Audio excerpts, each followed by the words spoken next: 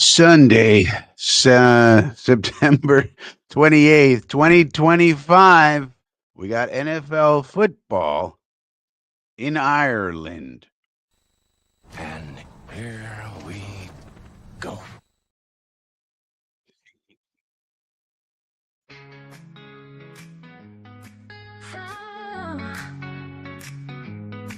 Frankie from Flatbush rides the Brooklyn line. Got a swagger sharp like a vintage wine. Everybody knows his name from porch to his stoop. Hustling dreams in every loop. In the park he struts, hits the handball wall. Echoes hear the stories when the shadows fall. Got 1,000 tales and a confident grin.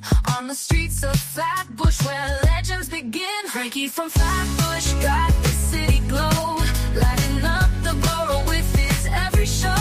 He's the heart of Brooklyn, never laying low. Frankie from Flatbush, always on the go. Bodega lights flicker when Frankie's near. He's got the rhythm, everybody cheers. Corner talks and sidewalk chalks his fame. In the Flatbush breeze, you'll hear his name. Underneath the subway on the magic's real. Frankie's moves got that electric feel. From Atlantic Avenue to the urban hill. Flatbush Frankie's giving you a thrill. Frankie from Flatbush got the city glow, lighting up the borough with his every show. He's the heart of Brooklyn, never laying low. Frankie from Flatbush, always on the go.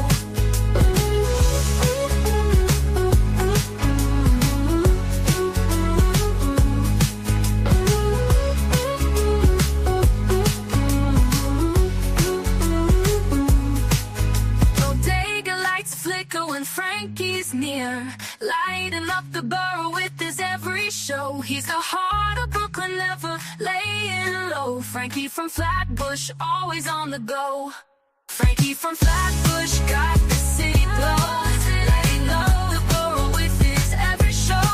He's the heart of Brooklyn, never laying low.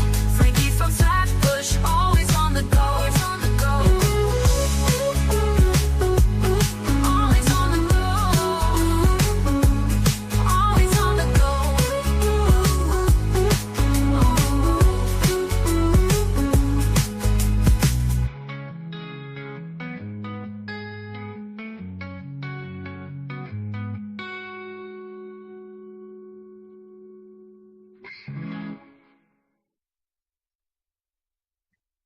All right. Well, the Jets cannot lose today.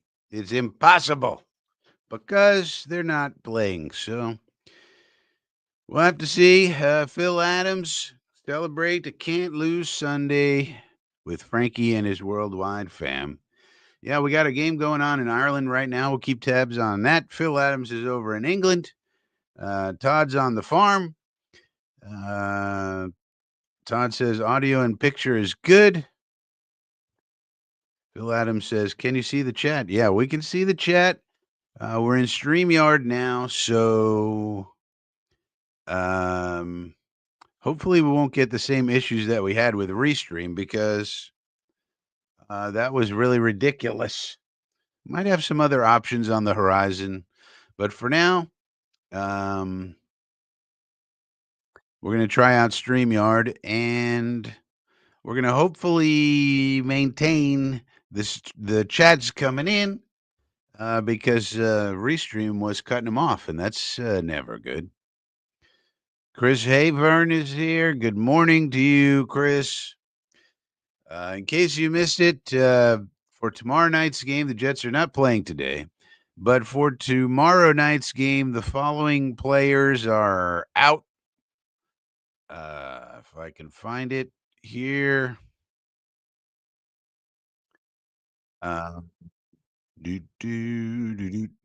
Where's the Jets? It's around here somewheres. Well, it was Jermaine Johnson. He's still out, in case you missed that. There it is. Jarvis Brown Lee, that we just acquired, the cornerback, he's out. That's not too surprising. Seems like the Jets are being very, very cautious with Jermaine Johnson being out. And Kene Nwangu is doubtful. So he'll probably be all three of these people will be inactive most likely. So we'll see if the Jets call anybody up. We should find that out today from the practice squad. It's possible they don't call up anybody because Tufele's back and some of those other people are back. So it's possible they don't call up anyone. Obviously, Fields will be back tomorrow. And we'll also get back the wide receiver Reynolds. And Tufele comes back. So some of our injured guys are coming back. That's good. We got this Pittsburgh, Minnesota game. Pittsburgh is up 7-3 over in Ireland. Aaron Rodgers is looking pretty good so far. Had a rough first drive, good second drive. And Pittsburgh had a big fumble return for a touchdown called back. So that's what's going on over there in Ireland as the NFL looks to expand internationally. It's now 3rd down and 7 for the Vikings. The Vikings have Carson Wentz at quarterback, in case you didn't know that. And Wentz has been playing very well for them in place of old J.J. McCarthy. Got a flag now. False start. So this is going to probably bogged down this drive by the Vikings. The Vikings had one good drive, bogged down inside the red zone. They had to kick a field goal as the Steelers got a key sack. And so that's really that. And we'll keep an eye on this game this morning with the Jets not playing until tomorrow night. We will be on live with Green Bean and the crew, Jeremy and so forth, tomorrow night to keep track of what goes down in Miami with the Jets and the Dolphins. All right, Wentz now 3rd down and 12. Looks, can't find anybody. Here comes a pass rush, and down he goes. So this is what the Steelers have been doing. They just basically wait till you get 3rd and long, and then here comes the hellacious pass rush. You better get rid of the ball quickly on 3rd and long. You're playing the Steelers. They're going to bring the blitz. They're going to bring TJ. They're going to bring this one and that one. TJ had a decent pressure there, and then Herbig gets the sack on Wentz. So no bueno there. And that's the same thing that happened on their other drive where Wentz got sacked in a key moment, and they got a field goal. Here they're going to have to punt. So now Pittsburgh up 7-3 is going to get the ball back. Aaron Rodgers looks healthy, happy, and doing his thing. So there's that going on. And that's where we are in the international game. Now, there was a lot of college football that happened last night, and as college football games go on, more and more of the quarterbacks take themselves out of consideration, basically for any first-round picks, as they continue to regress, a lot of these people, and other people start to come to the forefront. So we can talk about the college quarterbacks if you want. We can talk about the Frankie passing grading system if you want. We're refining that live, so we're covering a lot of these games live, like if there's a non-Jet Monday night game or a Thursday night game that doesn't involve the Jets, we'll go live on this channel.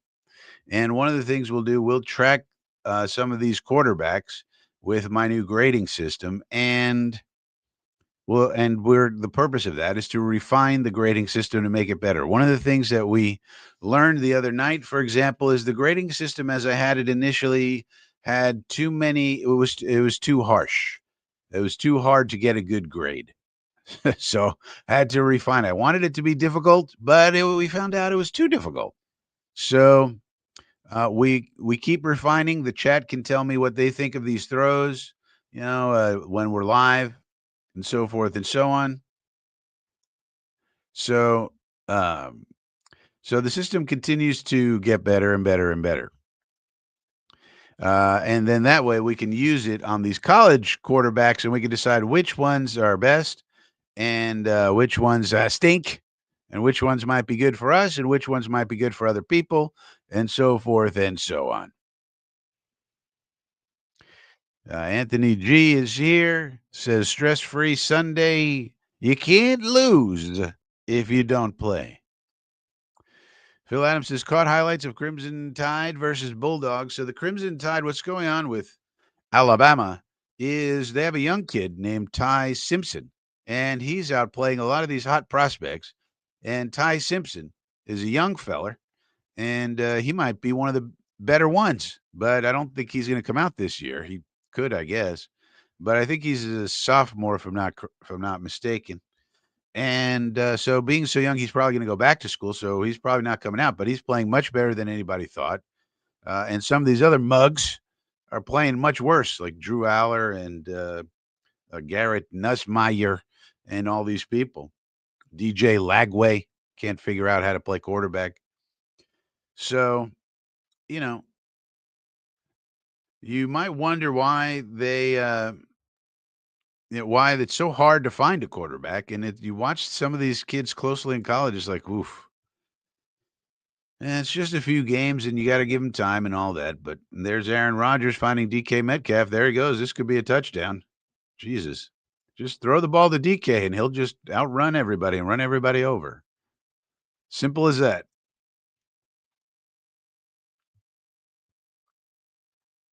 So the Steelers now, I guess we get to revel in Aaron Rodgers running around and being happy and throwing touchdown passes when he could have been doing that for us. But instead, we went with Justin Fields. Just a simple pattern, and Metcalf was open. He threw him the ball, and then he just outran everybody. It's not looking good for Brian Flores' defense, to tell you that. Leave the man wide open. He's big, he's fast, he's strong. What are you going to do?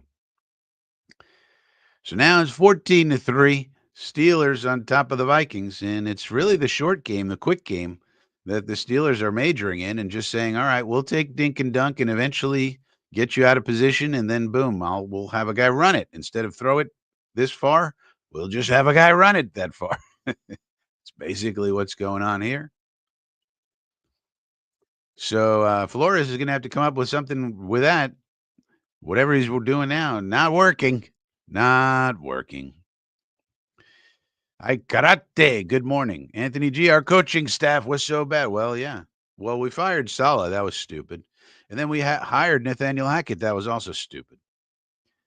But the other thing I keep thinking, Rodgers, for the most part, after game 3, if you think about it, was injured. He had these injuries that didn't keep him out of the games, but I think affected his throwing. Because if you watch him throw now, it's different. He was so much worse last year, and I think it was because he had all those leg injuries, if you remember, and he couldn't throw the damn ball. He would make all these weird throws out of bounds, short, this, that. He's not doing that now. So I think Nathaniel Hackett was bad, and I think our defensive coaching, you could say, was bad, but if you're going to run the Saleh system of defense, you need to give Saleh his people. They took away the people, and then the defense was bad. It's like, you can't do that. If you're going to run the solid defense, you need tons and tons of defensive linemen, basically. You cannot take away from that area. And that's what we did. And so, unsurprisingly, the defense wasn't bad, and then Rodgers was injured and couldn't be his normal self. And Hackett, of course, wasn't good either.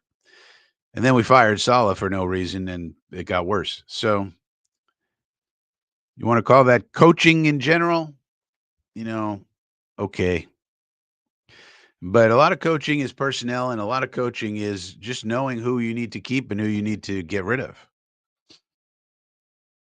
And we're seeing that this year. I think this year we made a lot of bad roster decisions, as I've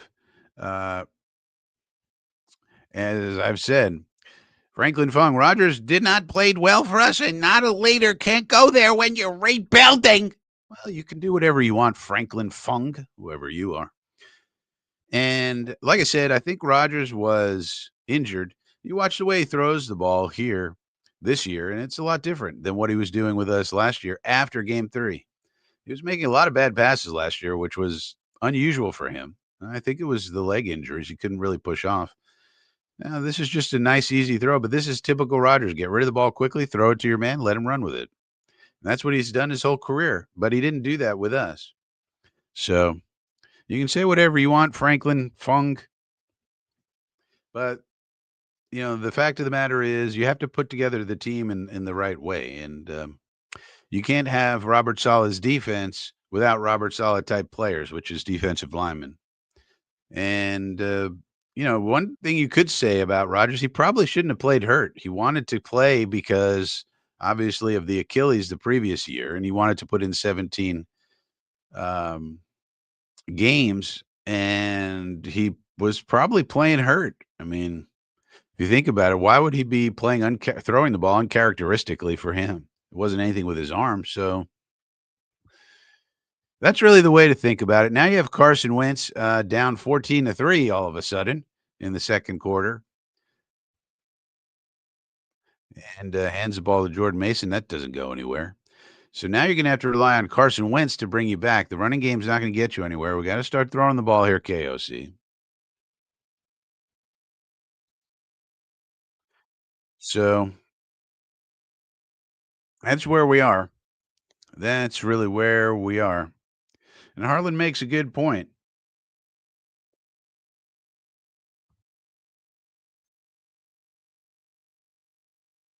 See, now looking at StreamYard, if I wanted to do something with Franklin Fung, how does StreamYard handle this? This says hide.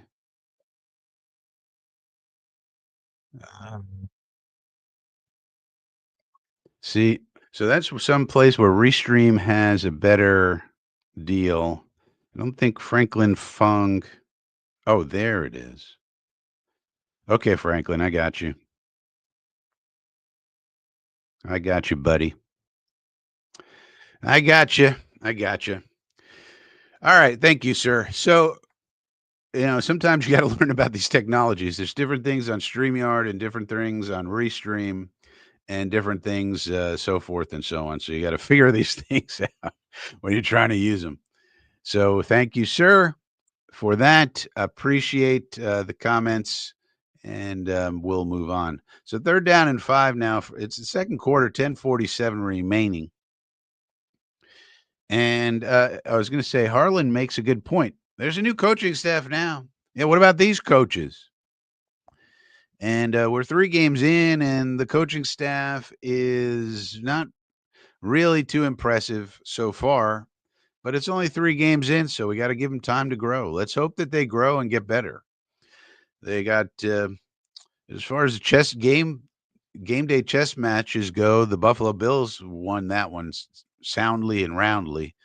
And pretty much the Buccaneers did too. Quarterback comparison, Rodgers is 9 for 9 for 145. And that's more of the type of Aaron Rodgers stat line that you would traditionally see. So I think last year was an aberration for him. Wentz back to pass. He finds Jefferson for a first down. Believe that's Jefferson. No, it's not Jefferson. It's Adam Thielen, number 19, not number 18. Remember, the Vikings got Adam Thielen back from the Panthers to go along with Jefferson and Addison. And the Vikings, they have NFC championship aspirations this year. This is a win now team. This is not a rebuild. But yeah, this new coaching staff really has to prove itself, and we'll see how they do. We're getting the quarterback back tomorrow, so we'll see what the game plan looks like for tomorrow. Hopefully, they can execute it well and get a dub. Wentz now back to pass, looking, can't find anybody. Uh-oh. No bueno, Mr. Wentz ran for a yard or two, but that was on first down. Couldn't find anybody, so held on to the ball and started to run. No bueno.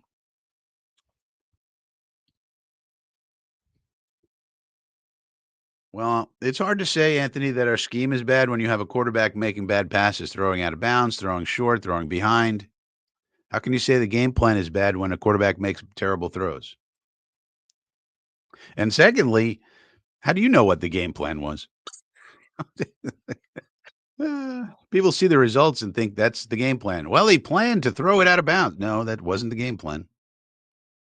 That was not the game plan. So now there's a throw to Jefferson. They are featuring Jefferson quite a bit in this game. And, He's got 6 catches, 51 yards already. 3rd down and 1. Let's see. Justin School is in there. That's not good. Did Darisaw get hurt again? Did they bring in an extra lineman? Or is he? Oh, because Brian O'Neill got hurt. So that's bad for the Vikings. Brian O'Neill got hurt. Their starting tackle. He's very good. So now they got to go to Justin School, and he's not very good. I don't think they got the first down here, but they probably would go for it on 4th down anyways. Here comes the lady ref. She's going to spot the ball. 4th and short. Harlan says Jets need to get some turnovers. Yeah, that'd be nice. Be nice.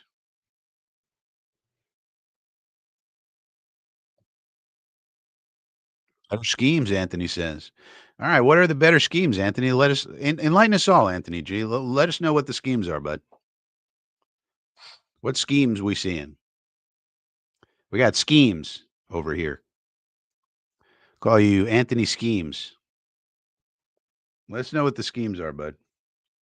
Happy to hear.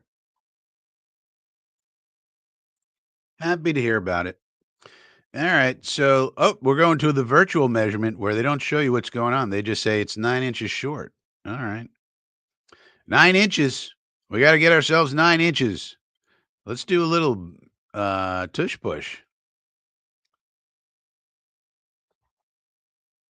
Goldstein says, what is the plan to attack the run blitzes the Jets will face every week?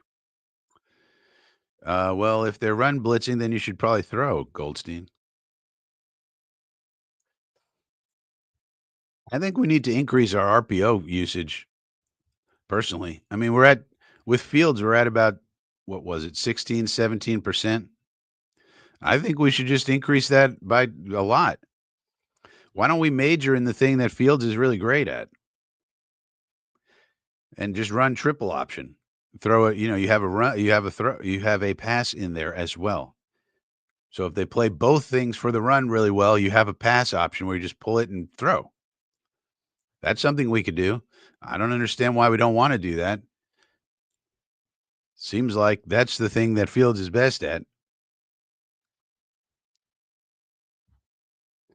And so that's what I would say, Goldstein. Anthony G. Spicy Frankie. Well, when people talk about schemes, Anthony, I want to know what you're talking about, buddy. Like, what are they? Let me know. I'd like to know. Otherwise, kind of hard to. One of the things that fans get wrong a lot is just separating performance from intent. Here's the play. Here's how it's supposed to happen, and then the team executes it poorly. It doesn't go well, and the team blames the coordinator. It's like, well, that guy was supposed to block that guy. This guy was supposed to run this way. He ran the other way, and the quarterback was supposed to look here, and he looked over there, and therefore he didn't see what he was supposed to see. So how are you gonna, and that's where it's hard. You got to separate the play execution from the play call. And that's difficult. You got to look at all 22. You got to know what you're looking at. You got to know what the protection is. You got to know what the rules are. Did the quarterback audible out of it? Did the quarterback shift the protection the way he's supposed to? Did everybody run their routes correctly? Do we have any choice routes? And if so, did they make the right choices? Where was the quarterback's eye supposed to be? Is he reading high to low or low to high? What are the rules there? And then did he do so? What was the pass blocking going on? Did we do that correctly? Did we have pressure where we're not supposed to? Oh, my goodness. Carson Wentz just threw a pick. Well, high variance Wentz. Boy, oh boy. It looks like the Steelers are going to take this one, and maybe the Steelers are going to actually be good this year. Get ready. Because number one, they take the ball away. They don't drop it when you throw it to them, unlike us. And Wentz, they get to play Wentz, the high variance quarterback. Just sometimes he can play really well, and sometimes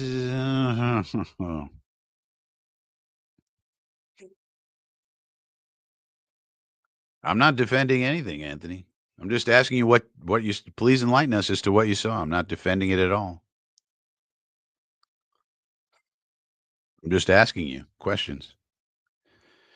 I'd like to know what you saw. Um,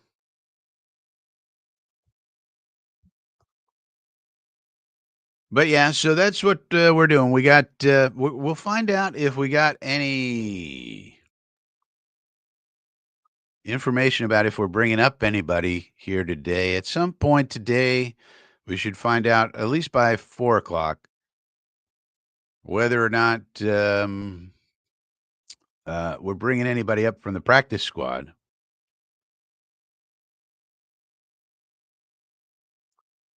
And so there's really nothing great going on in terms of the beat. You could tell that our beat is pretty bored and tired of listening of losing and having to cover a terrible team every single year. Rich Samini's column, there's absolutely nothing good in it whatsoever.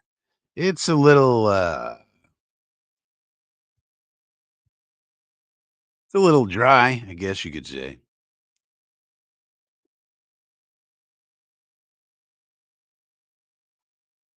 Less is here and less is more, if you think about it.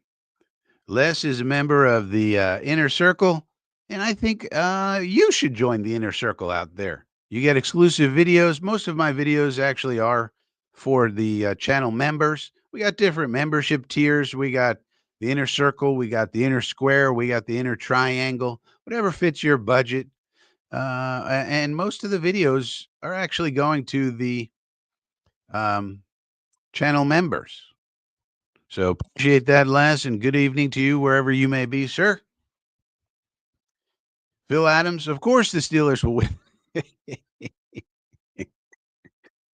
Oh, man. It's hard to imagine that they're gonna be elite enough to go to the Super Bowl, but you never know. I mean, if Rodgers plays out of his mind and if they just are super efficient like they've been in this game, I mean, you could. I mean, if the defense comes on, defense hasn't been great. The defense hasn't even been great in this game, but Wentz threw him a cookie, and they got some key sacks at key moments, and, that's good enough on defense if you can get key third down sacks. If you just see what Rodgers is doing, it's just all quick game, short game. He's not making, but at the same time, he gets rid of the ball so damn quick, makes it tough on the defense. You know, so it's good going.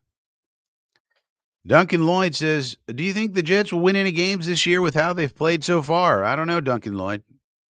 Depends how they play, what the game plan is, how much Justin Fields improves, how many run zone reads we run, which I don't really know.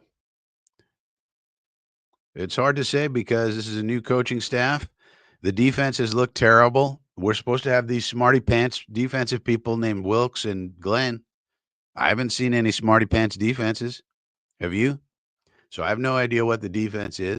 We refuse to go get any edge players for some reason. And the offense, we've seen one good game, one terrible game from Fields, and then we had Tyrod, who was terrible for 3 quarters and then good for 1 quarter. So what kind of offense do we have? I have no idea. What kind of efficiency? We're going to run. Here's an all-out blitz. Well, maybe that's what the Vikings have to do to Rodgers. You got to speed him up. Hard to do that too. He's faced every type of blitz, of course, known to man. So it's pretty risky. But if he's going to just drop back and kill you anyway, maybe blitz more. And Flores is a maniac in terms of blitzes. Yeah, it seemed like there on that touchdown, seemed like there was confusion between the flat defenders. They're showing the replay now. And Les gifted a membership, apparently to Howie. So thank you, Les. I do believe that the membership is of value. You not only get exclusive videos, you get all sorts of, I say documents, and people say, "What is a document?" You get all sorts of PDFs and data analytics stuff. Like we're starting to quantify some of these quarterbacks now. We're doing passer ratings. And if anybody's here who was with us on Thursday, let me know because I've made some refinements to the passing system. that we're using to judge these quarterbacks on just on their throwing, not all the aspects of quarterback play. They're down to one, and they get it. So the Steelers still now driving again. So they've gotten 2 touchdowns. Now there's some. It's getting chippy out there. Getting chippy in Ireland. But so the Steelers already have 2 touchdowns. Now they're driving again. This should be another first down, pending what penalty they call here. It seems like it should be on Skalronic, but he was the second person to get hit, so that means the other guy always gets called because, of course, football people are stupid. We can't possibly look at replay and see who initiated uh, the the chippiness, because that's the person who really should be penalized. No, they get the second guy. There's no way we could possibly go back and replay and see who started the fight, right? Like football people are too stupid to go, probably the person who started the fight is the one who should be penalized, right? Like the other guy's just defending himself. It's like what are we doing? Or at least offsetting, right? For God's sakes. Stupid football people. Les says he's watching from Fremantle, Western Australia. All right. Well, I don't know much about Australia or Western Australia or Fremantle. So hope you enjoy it, Les. As I say, less is more. If you want to do more, go with less. And Howie from Jets HQ says, thanks for the membership. Harlan says, Jets defense was bad in Salah's first year. Yeah, right. Because we didn't have any people. See, that's the thing. If you're going to run a solid defense, you have to have a certain kind of roster. And then in year 2 and 3, we had that roster. We had a good defense for the most part. And then year 4, we dismantled that roster and started getting rid of the defensive linemen, and Hassan Reddick didn't show up, and the defense was bad. And then you see what happens. He goes over to San Francisco. What do? They load up on defensive linemen. They draft 3 of them. They drafted 3 defensive linemen out of this draft. They trade for Bryce Huff. They signed some free agents. So they load up on the things you need to run that defense. Now, that's what you're supposed to do. Any defense can work if you have the right type of people. I don't personally like the solid defense myself, but it doesn't matter what my preference is. It can work. We saw it, but you need the certain types of people. You can't just dismantle a defensive line and think a solid defense is going to work. That's not going to cut it. So that's the stupid part. If you're going to go with Saleh, then you need to load up on the defensive line. And otherwise, why are you hiring Saleh? You're just like, and so that whole 4th year was completely stupid. And then we fired Saleh and put in his protege, Jeff Ulbrich, who does exactly the same things. What did we think was going to change? Man, Rodgers dancing around. Look at him go, running, Fumbalaya, and of course the Steelers pick it up. Jesus. Think about the luck these teams have, and we do never have this luck. If this was our quarterback, the other team would have picked it up and run it for a touchdown. Instead, it just goes right into the I swear, man. Rodgers does a good thing. Well, you're about to sack him. Nope. He gets out. They hit him. He fumbalayas, although maybe he was down. And it goes right to the offensive lineman. No, he was not down. That would have been a fumble. Jonathan Grenard. And goes right back to the offensive lineman. Unbelievable. Yeah, if that was us, you know what would happen? Rodgers getting some luck of the Irish. Yeah. Well, there's 2 minutes left in the half. I mean, the half is going pretty quickly. It's only 10:30, so in an hour they're pretty much doing a half. That's pretty quick half, I would say.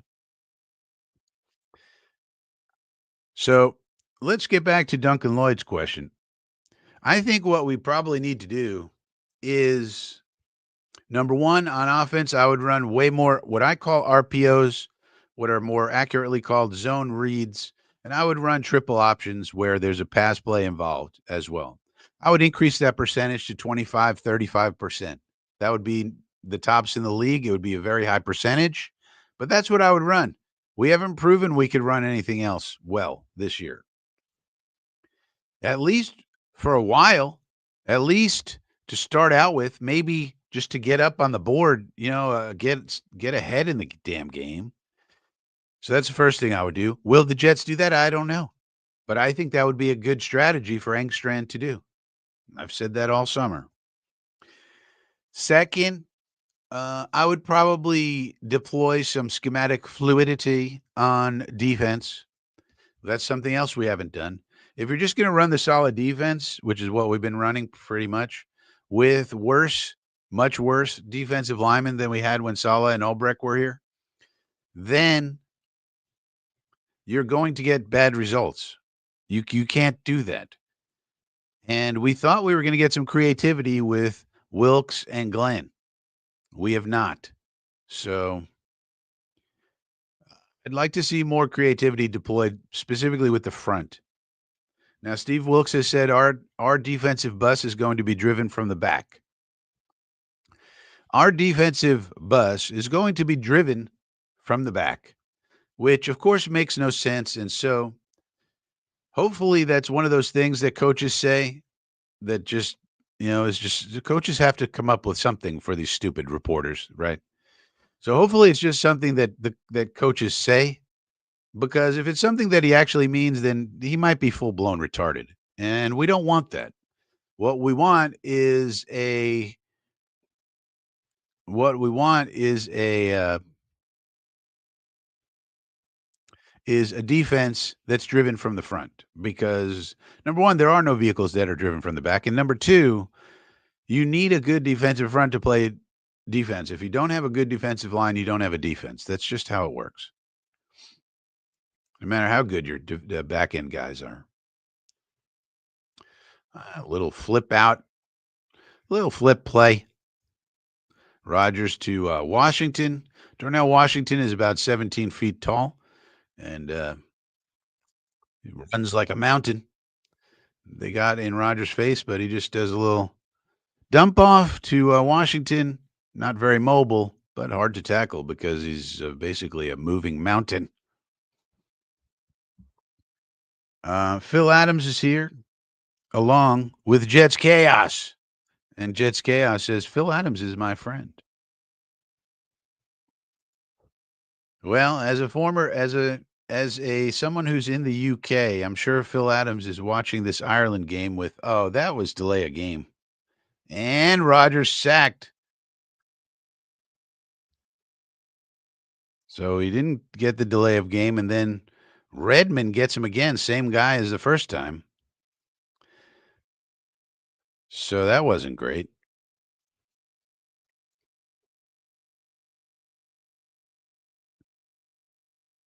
And that's their offensive lineman that they got from the Eagles. That guy's pretty good normally. He seems to be getting beat, though, this morning. So 3rd down and 15.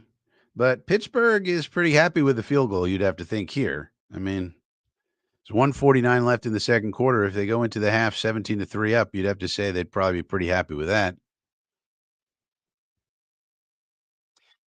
And I think the Vikings, if they happen to lose this game and fall to 2-2, they're going to be pretty disappointed with the season. But then again, they got J.J. McCarthy on the mend, and the whole season was supposed to be about, watch this kid, J.J. McCarthy. He's going to be amazing. And sometimes he's been amazing when he did play, and sometimes not so. So Rodgers back in the shotgun, 11 personnel. They do dump it off to Gainwell. Here they try to rally to tackle him. They do. So now it'll be 4th down, and they just get a field goal attempt, most likely. Avmo is here.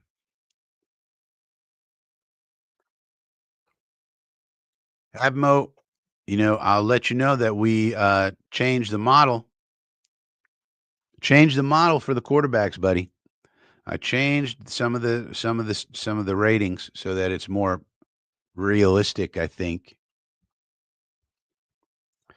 Duncan said the Jets played better when you had a beard. Well, they played better when they had better players.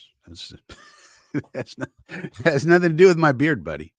And plus, the beard was really like a COVID era situation.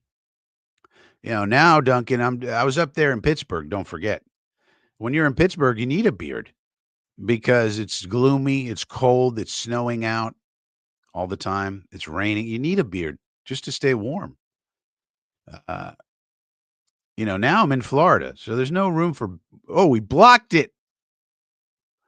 Wow. So we got another blocked field goal in the NFL. This is becoming a trend. Calvin Pace Jr. flew in there. Why couldn't we get this on the last second field goal in our game? Would have been nice. But anyway, so now it's 14-3, 138 remaining. Minnesota could go down and score again and make it a one-score game either way. So that was a pretty big play there. Well, they're down 11, but they got a minute 38. But on the other hand, they got Carlton Wentz as the quarterback. Carl Wentz, the man who is a high variance quarterback for sure.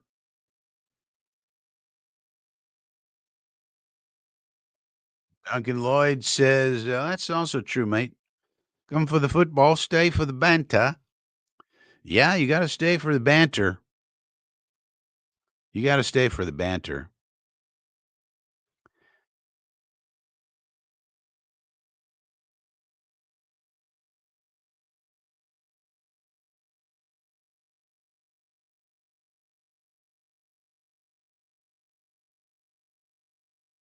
Man, weird Adidas commercials with Trevor Lawrence and Travis Hunter. Those two have not really lived up to expectations. Uh, you know, Adidas thinks putting on these commercials like they're superstars. Travis, if you think about the 2021 class of quarterbacks, they all kind of have been disappointing in their own ways. Trevor Lawrence got paid, and he's probably been the best of the bunch, but he's not exactly great at the moment. And then you got Zach, who's a backup. Then you got Trey Lance, he's a backup. Then you got Fields, and we're trying to see what he is, obviously. And then you got Mac Jones, and he's a backup. So basically, the two starters out of the group so far have been Lawrence and Fields has been a backup. Like last year, he was a backup for Pittsburgh. So, not a great class. Not a great class. And that's why we're doing the Frankie grades for all these quarterbacks. If you look at, I started looking at making a list of all the quarterbacks that you kind of have to look at if you wanted to scout every quarterback in college right now. I'm up to 18. Drew Aller, Dante Moore, Ty Simpson, Gunnar Stockton, Fernando Mendoza, Cade Klubnik, Carson Beck, Diego Pavia, C.J. Carr, Taylon Green, Lenora Sellers, Garrett Nussmeyer, Trinidad Chambliss, John Mateer, DJ Lagway, Sam Levitt, Aiden Childs, Miller Moss, and I'm sure there's more. There's so many of these dudes in college. How the hell are we going to keep up with all these people? Now, some of them are going to get eliminated for various reasons, but I'm going to keep up on it in case we have to take one next year. That way, we'll have a way to know which one is which ones are out, because I think you need some sort of a culling system. You got to cull these things. Flag on the play. We got a flag on the play.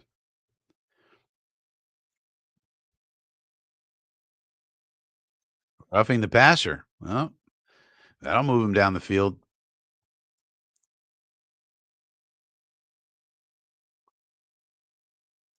Man, that was a bullshit call. Let him play football, I'd say. Let him play football. Why not? Let them play football. That was Derek Harmon, their first round pick. I didn't think that was a penalty. Phil Adams says, I'm hoping Justin Fields likes the grass field in Miami better. No slipping on the MetLife plastic pellets. Yeah, generally speaking, grass is more slippery. But um, what you'd really want to hope is that his body takes less of a pounding with all the running he does, and therefore he kind of feels better during the game. And his, his body's not taking as much of a a beating, just from running on the damn thing. There's a terrible pass. Boy, with this Carson Wentz, man, you get some great plays and you get some badness. Badness. Now that was a bad pass, but it was a bad pass by like 4 inches, 6 inches. But still, I would grade that one as a bad pass.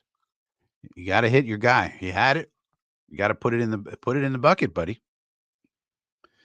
Adirondack Fly Guy stopping in to say hello. Adirondack, we're watching the Ireland game. We're keeping an eye on it. It's Pittsburgh 14, Minnesota 3. The Vikings trying to go down the field. There's a throw to Jefferson as he crosses the 50-yard line. There's a minute and 20 left in the first half. They're trying to get back on the board because Pittsburgh is leading by 11.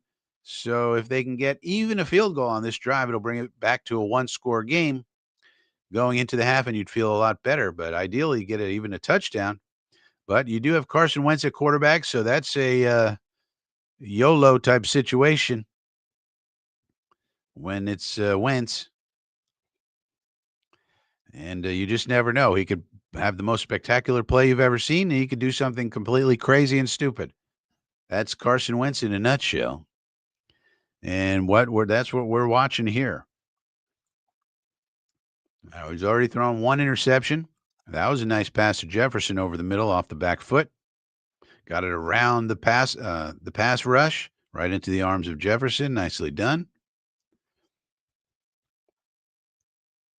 Decent coverage. Don't know how you could cover that one better. I think that was Brandon Eccles on the coverage, by the way, former Jet. We could have had for $4 million instead of Brandon Stevens for 12, but that's neither here nor there. And there's a wide open Justin Jefferson. You might want to cover that guy. And Jefferson, as you see there, slips. There's a slip, Phil. There's your grass slip. Phil Adams, tell us if this is a grass field in Ireland. You're in the UK. You know about all things UK, including the surface of this Ireland field here in Dublin, I assume. And now Wentz gets the ball. Pass rush. Shuffles it out. And the guy goes down. Okay, we need a timeout. Oh, they only have one timeout. That's why. 22 seconds remaining. They need a timeout. They're probably exhausted. Yeah, Jefferson's breathing heavily. They need a timeout here. Yeah, they got it.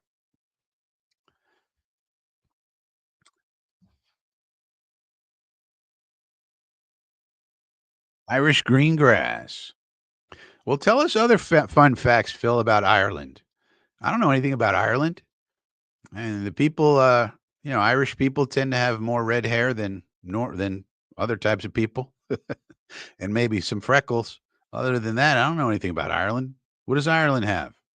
What's Ireland known for, Phil? Guinness beer? The Blarney Rock or something like that? What's good in Ireland, Phil Adams? I know that's where Guinness comes from, so that's a positive. So now 24 seconds remaining. Justin Jefferson already has 100 yards receiving in one half, so that's interesting. Now we got a 3-by-1 formation. Now they move the tight end from right to left to give a 2-by-2. Wentz in the shotgun, looks to his left, fires, has a man, but throws it behind him. Oh, boy, do I hate behind passes. Nothing annoys me more than throwing behind. If he threw it ahead of him, well, it would have been completed. I don't think he would have got a touchdown. But now it's 3rd down and 12. There's only 20 seconds left. There was no way, even if Hawkinson caught it, he could have done anything with it because it was a poorly thrown pass. So this would be a bad pass in my grading system, which I'm not using for this game because it started way too early, 9:30 in the morning Eastern time. All right, now you have Wentz. All right, it's 3rd down and 12. 20 seconds remaining. 3 seconds on the play clock. Got to get it off. Don't have a timeout. He does get it off. He throws it up. Oh, boy. Oh, my goodness. He tried to throw it away and almost threw a pick to Darius Slay, of all people. You don't do that, Wentz. This was a Zach Wilson special that he was out for sure. But that's the kind of thing Zach Wilson would do, Carlson. God damn, Carlton. Why does he do so many stupid things and then he does some good things? That's why you need a grading system, by the way, because like Jeremy says, Wentz overall looks good for a guy coming back from whatever you want to call it. Yeah, people not wanting him on their team because he stinks too much. Um, but that's why you need a grading system, Jeremy, because you can't just go, well, he looks good overall. Like you need a grading system to know what are we talking about. Is it an A? Is it a B? Is it a C? Is it a B plus, C minus, F minus, etc.? Now there's a penalty on Ramsey. So with 16 seconds, Jalen Ramsey shows low football IQ. Just let him kick the field goal. Oh, no, it's not a first down. So maybe they just made it closer. Yeah, that must have been. All right, so that wasn't a terrible play by Ramsey then. And he boots it through. So they get a field goal. That's not terrible, but you really, once you started getting down there, you really wanted a touchdown. But they at least get a field goal to make it 14-6 off of that blocked field goal on the other side. But this is why we have the grading system, Jeremy, so we don't have to, so we can make it very precise. I heard Irish grass is pretty good considering the wet climate. I don't know anything about it. Phil Adams says Croquet Park is home of the Gaelic games, including football and hurling. What is hurling? Hurling? Do you mean curling? Hurling. They're just making up games now. 82,300 capacity. 82,000. That's pretty big. Ramsey in a different time zone. I mean, he isn't an NFL starting quarterback, but we knew that already. This team really messed up not getting a better veteran to back up a rookie. Yeah, you could make that case for sure, but they were pretty set on J.J. McCarthy. I mean, they believe in that kid. Now, whether he's going to pay off that faith, up in the air. He's done some good things. He's looked bad at times. He's looked good at times when he was playing. So we don't know. But they really, really, really believe in McCarthy. But then again, even if you really, really, really believe in somebody, injury, these days, you gotta be prepared for injury. This isn't the old days where, quarterbacks never got hurt. 6 seconds remaining, so they will kneel on this one. But I think it's fair to say this statement right here that Jeremy's saying, because after all, if you're going to have Super Bowl aspirations, and even if you really, really believe in J.J. McCarthy, well, you still need a backup in case. What if he's just out for a few games and you're in a playoff push, And don't forget they got Carlton Wentz late in the process. They got him very, very late in the process, so he didn't even have a full training camp with them or anything. So you wonder why they did that. And why did you wait so long to sign the guy? Let him get a full training camp with you if you want to go with Wentz, if that's your idea. So why did they take so long to have that idea? Like, we need Wentz in here. That's the idea. So we go to halftime. Pittsburgh 14, Minnesota 6. And I would say Rodgers looks good. He hasn't been doing anything spectacular, but what they ask him to do, he has been doing spectacular, which is just hit short passes and don't make mistakes. Been doing that. So Phil Adams says, hurling is a sport for madmen. Hit each other with sticks.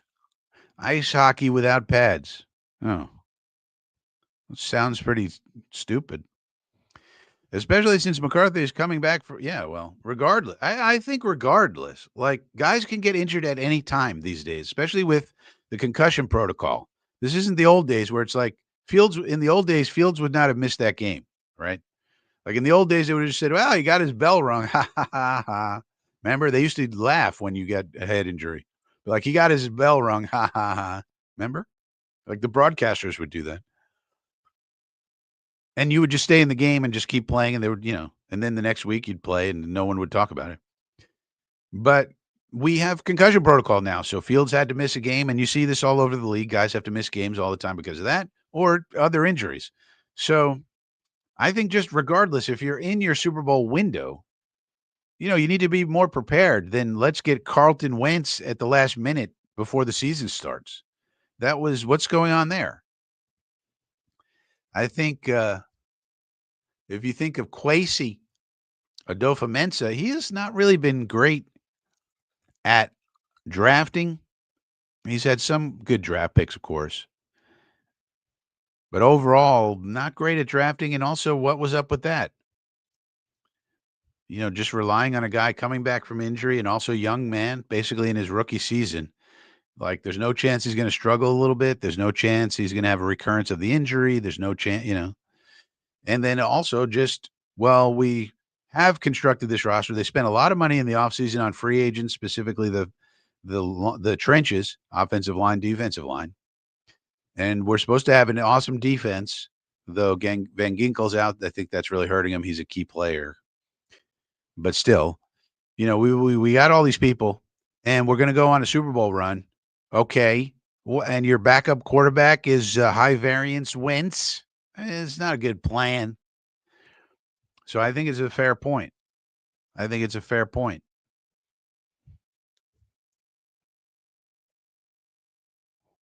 Curling, they play in parts of the UK. Well, the United Kingdom, I would say to the good people of Ireland, it's time to break free and get your freedom. Break free from the crown of England. What is the point of being in the United Kingdom, people of Ireland? It's time to break free from the chains of tyranny and go for your freedom, everybody. We need a free and fair Ireland. But aside from that, this hurling, I mean, maybe they play this violent sport because they're really deep down upset that they have to kneel before the king. You know? Who the hell wants to kneel down before the king or queen? That's not good. Huh? Anyway, maybe we should take a look at this grading system that I created. Who wants to take a look? Let me know in the chat. Do you want to take a look at this grading system that I created? Well, I didn't really create it. I really stole it off somebody. But nonetheless, we're making it better. We're optimizing it. Let me know if you want to see it. We don't have to go over it. It's okay if you don't want to. Phil says, "Oh no, Ireland is free. Well, most of it, and they certainly don't kneel down to kings." Well, I don't know, but if they're part of the UK, they're not free. Whatever part is still part of the UK, break free from that. And whatever other country is part of United Kingdom that's not England needs to break free as well. Scotland, you need to go for your freedom. I mean, what's up with these Scots? Supposed to be a bunch of tough bastards, and they can't even break free from King Charles? Get out of here. What about the Scots, Phil Adams? Why can't they have their freedom? And if they're not part of the UK, then we have to say Ireland is not part of the UK. I don't know. I'm not an expert on global politics, I'll tell you that much. But I do know the Scots should be free. Free Scotland movement starts right now. But let me know if you want to see this system of grading the quarterbacks. I graded Drew Aller versus Dante Moore last night. They both got grades. Let me know if you want to see them. If not, that's cool. We can talk about whatever you want to talk about. As we keep an eye on this Steelers game, they're in halftime now. So what are they going to do? Are they going to do a Irish halftime show with Irish performers? What's going to happen? What's going to go on? We don't know.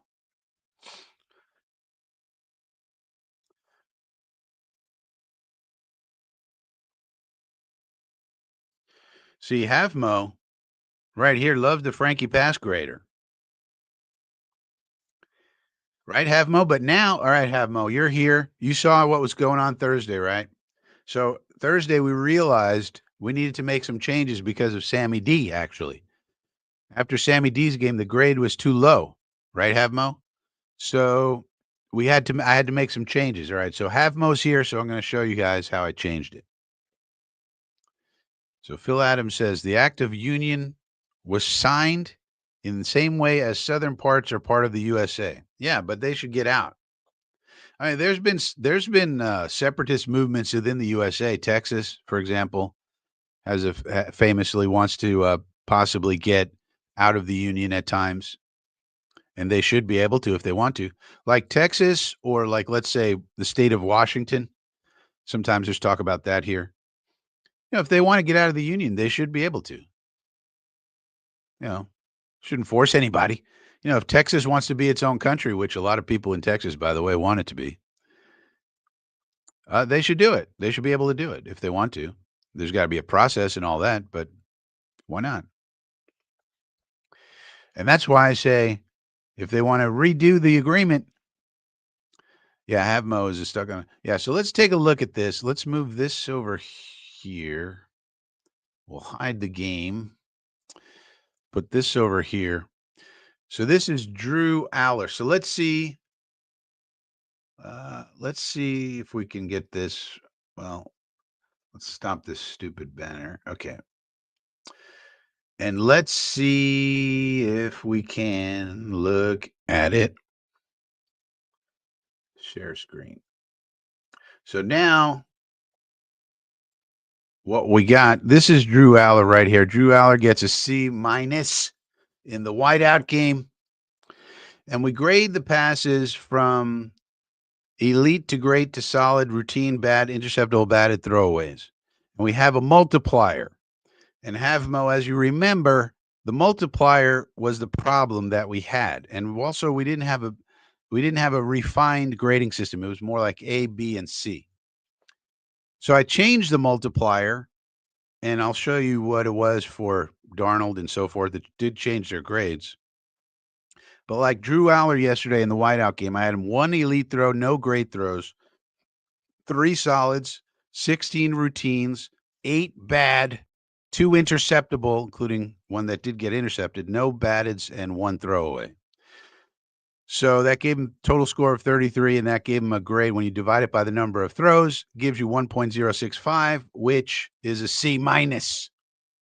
Avmo, if you remember, it used to be A, B, and C, so 3 plus here would be an A. And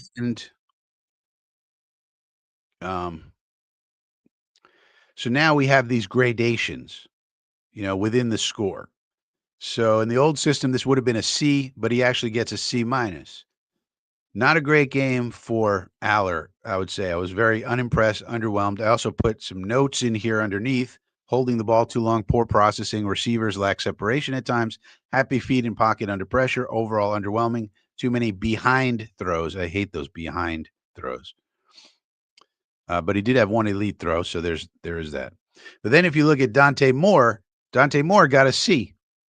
He had no elite throws, 4 great throws, 3 solid, 20 routine, 6 bad, 3 interceptable, 3 batted, 1 throwaway. And that resulted in a 1.35, so he gets a C. So before, they both would have had a C, Havmo. Now, one gets a C minus, one gets a C. So neither one really had a great game. Moore played better, and his team won, but Aller was particularly underwhelming. So that's just how we're gonna do things for Justin as well. For example, and by the way, members of the channel get all of this, get all these spreadsheets as part of your channel membership. If you look at Justin Fields, for example, game 1 Fields had a C plus after I adjusted the multipliers, moved up from a C, I think. But he got a C plus and a high C plus, almost a B minus versus Pittsburgh. Field two, obviously, I mean, week two, he was obviously a F minus. That was just a terrible, terrible, terrible game. Then Tyrod, you might be wondering, what was Tyrod? Well, Tyrod got a C in that game against Tampa. And now we watched Goff on Monday night, right? I guess it was Monday night. Was it Monday night or Thursday night? I forget. But anyway, Goff got a C plus in that game.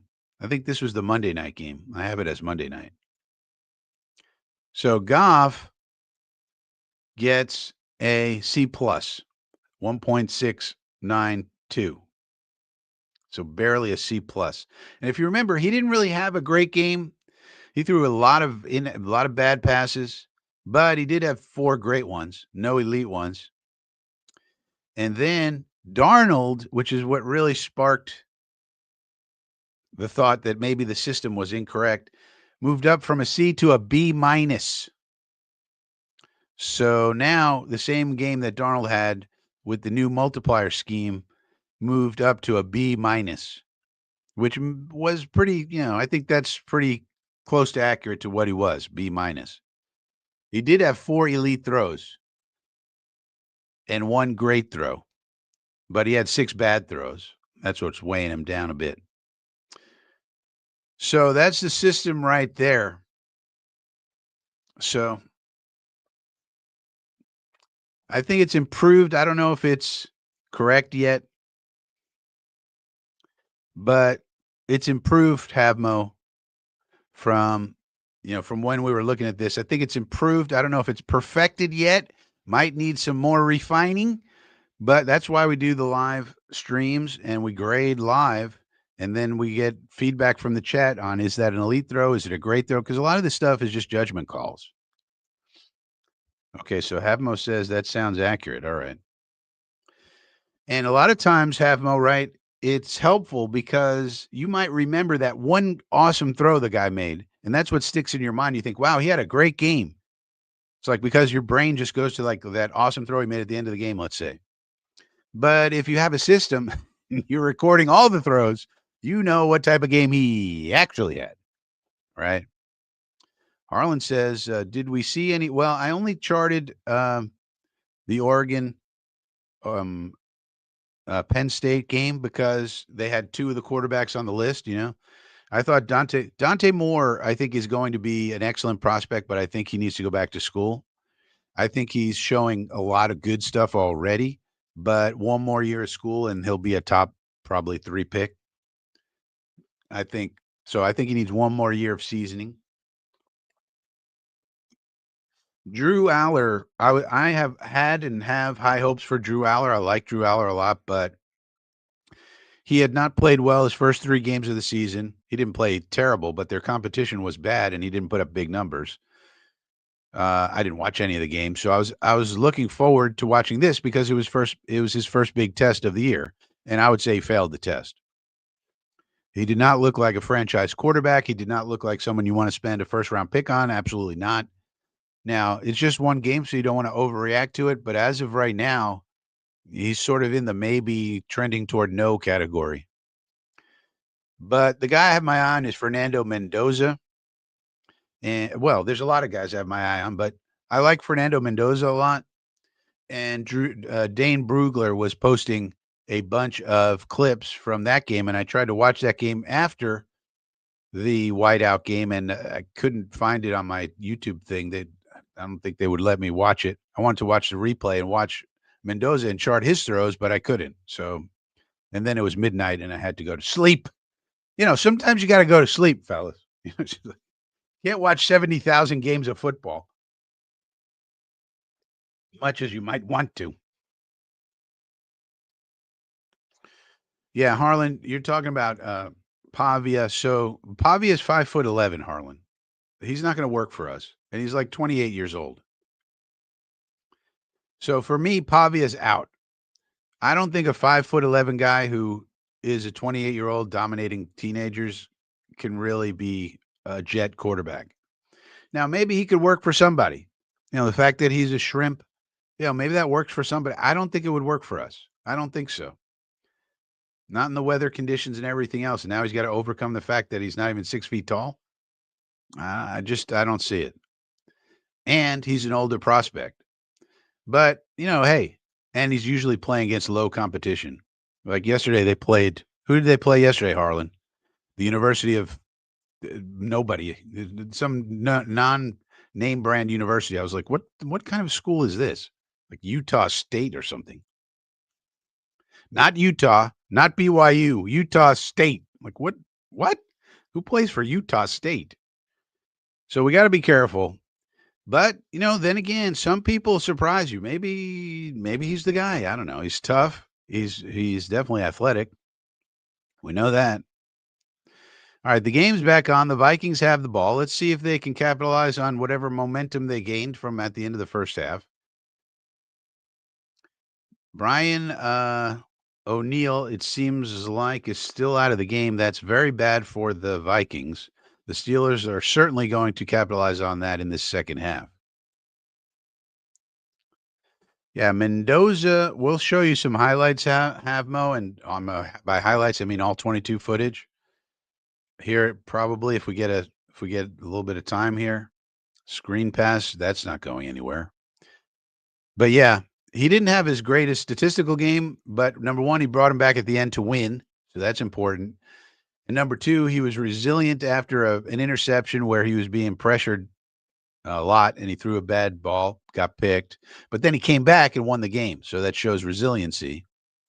And then there's some throws that Brugler is highlighting that I'll show you that are just really good. They're NFL throws, just really good. So I don't think any of these prospects are perfect. Yeah, some people are short, Arlen. I mean, going back to Fran Tarkenton is probably not appropriate, but the more recent examples are Kyler Murray and Russell Wilson. So you can be short. I mean, you can be. It's just an additional burden you got to clear, and you got to be doing a lot of other things. And I just don't know if that'll work in New York. But I also want to know about I also worry about these kids who stay in school this long and then they've got all this experience and they're playing against teenagers. That worries me a bit. But doesn't mean he's not going to be good. I don't know. You never really know. Although I will say this grading system that we have that I came up with that I stole from somebody, I think it's going to tell us a lot. It's going to separate the wheat from the chaff. So the Vikings could not take advantage and could not go down the field. And indeed, it was pressure on Wentz that got him. So being without Brian O'Neill is going to be a big, big, big problem for the Vikings. Their offensive line was already iffy. And then you take out Brian O'Neill, that's no bueno. Yeah, Utah State. Like, what is Utah State? Like, I can't. He threw like 5 touchdowns or something against Utah State. I can't take that seriously, Harlan. Utah State? I mean, he did what he was supposed to do, I guess you could say. But then again, I mean, that's why I have to. And then this is the problem. I'll tell you, like, the only reliable thing you could really do is watch the games and do the chart like I have it. That's the only, but then you got to watch each and every game pretty much, or every significant game. Like, I'm not going to chart a game against Utah State. Get out of here. But, if he plays a good competition team, I would chart that. But then you run out of time. How am I going to chart all these guys? I have 18 guys on my list. You got to do at least 5 games from a scouting perspective to have any respectful opinion. And that's a lot of college football to watch and chart. That's a problem. And maybe, I don't know, maybe if I do videos about the results of the charting, I mean, that's the thing. If I could do a video that a lot of people would watch as a result of the charting, maybe that would, maybe that'd be worth it to stay up 26 hours a day charting these friggin' games. But We'll see. Yeah, but this was also 1,700 years ago, Harlan, so it's not really appropriate. The the guys to watch now who are short are Kyler and Russell. Well, Russell's on the bench now, but just watch Kyler. I mean, Kyler's the best example of modern day football short guy. Tiny Kyler. I wouldn't say that, Havmo. Now, he's mobile. See, the problem with Caleb is that he was never a good downfield or in the pocket thrower. You saw a lot of in the pocket stuff from Moore, even though he got out a bunch. I think he needs a little more seasoning, but I would not say he's because the problem with Caleb and Cameron Ward is the same way, where they would just do these crazy scrambles for 5 minutes and then throw a bomb. And it's like if you scramble for 5 minutes, somebody's going to be open eventually, and especially in college, even in the pros to a certain extent. But you're not going to be able to scramble around for 5 minutes as much in the pros. Now Moore was not doing that. But Moore, to me, the only issue I had with Moore at times in his game is he was relying on scrambling on third and long or third and medium or fourth and short a little too much. And that's not a bad thing. If you get the first down, you get the first down, and that's good. But it just shows he's not as proficient in the money down situations passing wise as you want him to be yet, which is why I think he needs another year in college. But other than that, he made some really nice throws. He even throws on the run. And you do have to do that in the pros at times, of course. But you really don't want to rely on 5 minute scramble ayahs all the time. That's just not going to work. All right. So now the Steelers have the ball, and it's third down and short after a nice run by Gainwell. Seems like the Steeler line is doing well blocking wise, but pass pro wise, maybe not as good. Yeah, Tarkenton played in the '60s, right? That's what I said 17 million years ago when it's not relevant. The 1960s might as well be, you know, 1200 BC as far as football is concerned. All right, Rogers now in the shotgun. He's got 12 personnel in there. Twins to the right side, 3-by-1 for me. No, that's 11 actually. And he throws it out to the flat, and that's not a first down.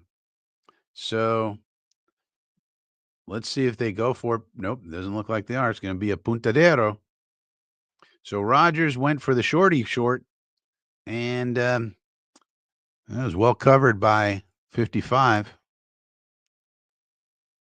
So that was not a smart decision by Mr. Rogers in that neighborhood. So the punter comes on and gets away the punt. Now, can the Vikings get anything going on the offense with Mr. Wentz? Good punt coverage there by 15. Skowronek.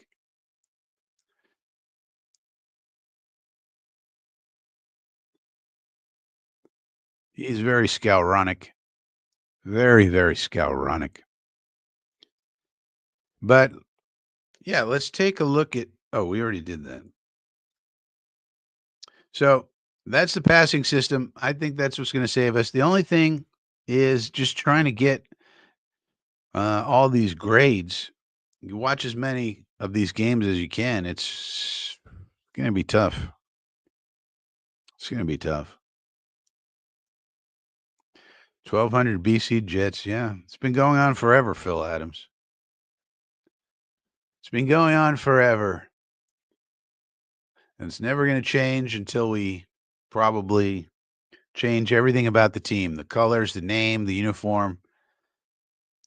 I mean, we're not gonna change owners. We're not gonna change the location of where we play. That's not happening. We got a 100-year lease at that mofo. We never getting out of there. So, and Woody's never selling the team. Why would he? He won't even sell a percentage of the team to get some liquidity in there. I mean, you could do such a great PR thing and sell 5% of the team to Curtis Martin's group, and then every game just have Curtis Martin in the booth with you, even if you wanted to do it for just some PR purposes. But I mean, Curtis Martin is an awesome dude also to just hang around with. Why would you not want to hang around with Curtis Martin if you could?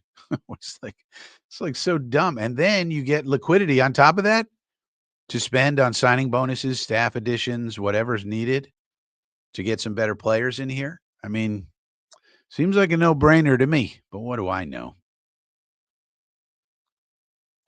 Block in the back, Frankie, big no-no. Yeah, you can't block people in the back. That's illegal, that's for sure. That's one of those rules I would not get rid of. I would get rid of about 50% of the rule book, but block in the back, that you can't do because it gives you an unfair advantage. The only rules that should be in the rule book are ones that give you an unfair advantage. Block in the back certainly does that. Like illegal man downfield, how does that give you an unfair advantage? Explain that one. I don't think so. Harlan says the greatest game ever played was in 1967. Well, you may think so, but I don't think. I mean, the greatest game ever played from what? From a viewing perspective, they ran the ball 700 times. That's what I'm supposed to watch that. Phil Adams, Woody is not an out of the box thinker. He thinks it's overrated. Yeah. Well, as I've said numerous times, what he meant was doing is better than thinking. This is what he should have said, but but on the other hand, Phil, the man's been extremely successful business-wise, so how can you criticize him? The Johnson Company, successful. The Jets, as a business, successful. MetLife Stadium, as a business, super successful. Now he just bought Crystal Palace Football Club. And why, by the way, these soccer teams, they just go, they don't have a name. Like, they just say a place and then football club. Oh, boy. Carson Wentz, everybody. Like, why couldn't we change the name to Gotham City Football Club? Just change everything. Why do we need to have a name? They don't call it the Crystal Palace Troglodytes. They just say that we're the Crystal Palace Football Club. It's better that way. But say what you want about Woody, business-wise, he's been extremely successful. So, it's a business, they say. It's a business, they say, and then people complain when you don't win games, but you still do good business-wise. Jordan Mason with a run up the middle for 8 yards. I mean, what are you going to do? Just run on this Steeler defense? I mean, eventually you got to hit some passes, Carlton Wentz. JoJo's here. He was here for the passer grading system, right, JoJo?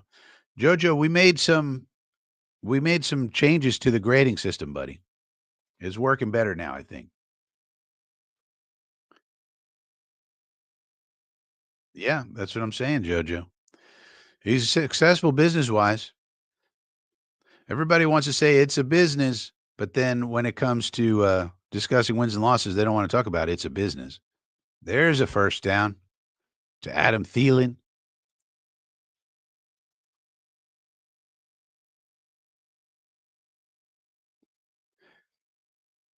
If you need a feeling, go to Adam Thielen. Feeling for a first down. Darius big play Slay couldn't make that big play. Nice job. All right, first down. You would think, though, with Jalen Ramsey and Darius Slay, you would think that this defensive backfield would be amazing.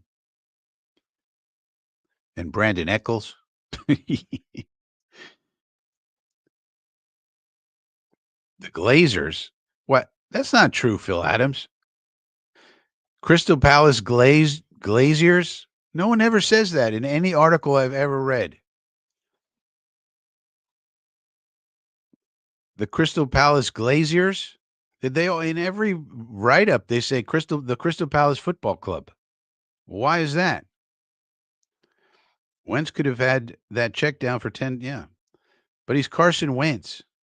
There's a check down. That goes for about 17 yards or so to Jordan Mason Jordan. Never trust a man with two first names. We know that. Jordan Mason Jordan. Could go either way. But never trust a man with two first names. Curtis Samuel Curtis. Can't happen. Curtis Martin, Martin Curtis. No good. Um, all right. Now it's first and 10. Well, they spent a lot of time trying to get to the 50-yard line. And now they hand it off to someone who's not Jordan Mason, whoever this is. He gets 3 yards. Some teams have a name, Snoopy says. Well, every time, it's weird, Snoopy. Every time I read about these soccer clubs, it's always Crystal Palace Football Club and Manchester United Football Club and all this. I never hear any nicknames. Where are the nicknames? Like when you see, when you see any article about the NFL teams, they never say the New York American Football Team or anything. It's always just the New York Jets. They don't say the Minnesota American Football Squad. There was a drop. Jordan Addison was eating too many dropsicles. Can't do that, Jordan. But that's what's weird. And now Phil's saying they do have nicknames. Well, why aren't they ever written about in the articles and things? It's very confusing, these international things. That's why it's very hard to be an international man of mystery. And you have to think about how many cultures you have to know about and all these details. It's very confusing. All right, now it's 3rd and 8. Wentz in the shotgun, 3-by-2 formation. Looking, here comes the pass rush. That's the formula for the Steelers, and he's able to scramble out and get a first down, even with his old man legs. He used to be, I think, a lot faster. He looked a little slow there. I don't know. But he was able to escape and get a first down, and that's all that matters. Remember, Carson Wentz was an MVP candidate at one time, ladies and gentlemen. So he just escapes to his left. They left the door wide open. They didn't hold the edge, as they say. Of course, there is no edge. There is no edge beyond the ledge. And didn't really have anybody open, it looks like. Well, Jefferson came open late, but now Wentz in the shotgun again. He's taking the shot clock all the way down. Oof, barely gets it off. Jesus Christmas. What is going on with this pass rush? And the ball comes out. What is happening? See, but this is what you get with Carl Wentz. you get crazy ass plays. And I don't think you can fumble forward, so that's not going to matter. Massive blitzalaya. They pick it up. Guy goes tumbling. Then they blitz another guy, and he goes tumbling. And then Wentz fumbleayas. Holy smokes. What is going on here? That's what we need with the Jets. We need more creative blitzing. Seems like our blitzes are easy to read. So now it's 2nd down and 11. They do not do a running play, and instead, Wentz gets sacked. You might want to do a running play, O'Connell. The one thing that the Steelers are doing good today is the pass rush. And Wentz is helping them, but still. I mean, this pass rush is looking pretty fierce. This is Derek Harmon. You got Watt. Gets through there first. You might want to block him. Well, they tried putting a tight end over there. That's no bueno. That's no bueno. Got grass in the helmet, the old helmet grass trick. All right, now it's 3rd and 16. Wentz is looking, throws it over the middle, and it's picked off by T.J. Watt. Holy smokes. Carson Wentz, ladies and gentlemen. No bueno. No bueno. High variance Wentz. Kevin O'Connell made that choice. Let's get Wentz in here. That's what he decided, everybody. That was his decision.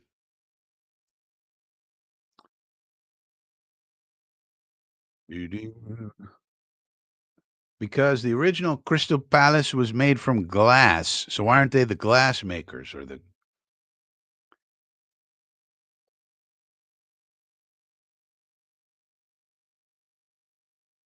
Jojo says, yeah, Mendoza. Guy never gets rattled. Yeah, I'm on the Mendoza train. Man United equals Red Devils. But why is it never written? I've never even heard that. I mean, I'm not reading about soccer all day long, but that's really strange. Jeremy likes Mendoza. Maybe we'll show some clips of Mendoza. I don't know if you've seen these Mendoza clips from yesterday's games. A lot of great athletes, yeah.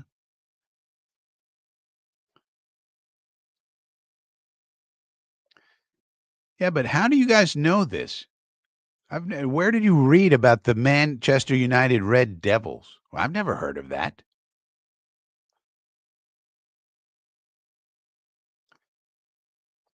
Wentz is Wentzing it up. Yeah, this is the Carson Wentz experience, everybody. But what's weird about it is KOC said, "Yeah, give me that guy. Yeah, that guy'll do." I think it's a good point that Jeremy made earlier. Why are you choosing this guy? You know what he is. He's crazy as hell. You're going to get some great throws, some great crazy plays, and then you're going to get what we just saw. But that was your handpicked choice to back up JJ McCarthy. Going to be a long season for the Vikings. Well, when is McCarthy coming back? I think Viking fans are probably like, can we get McCarthy back? Yeah, he was a little shaky at times in the beginning of the year, but I don't want to see this Wentz guy.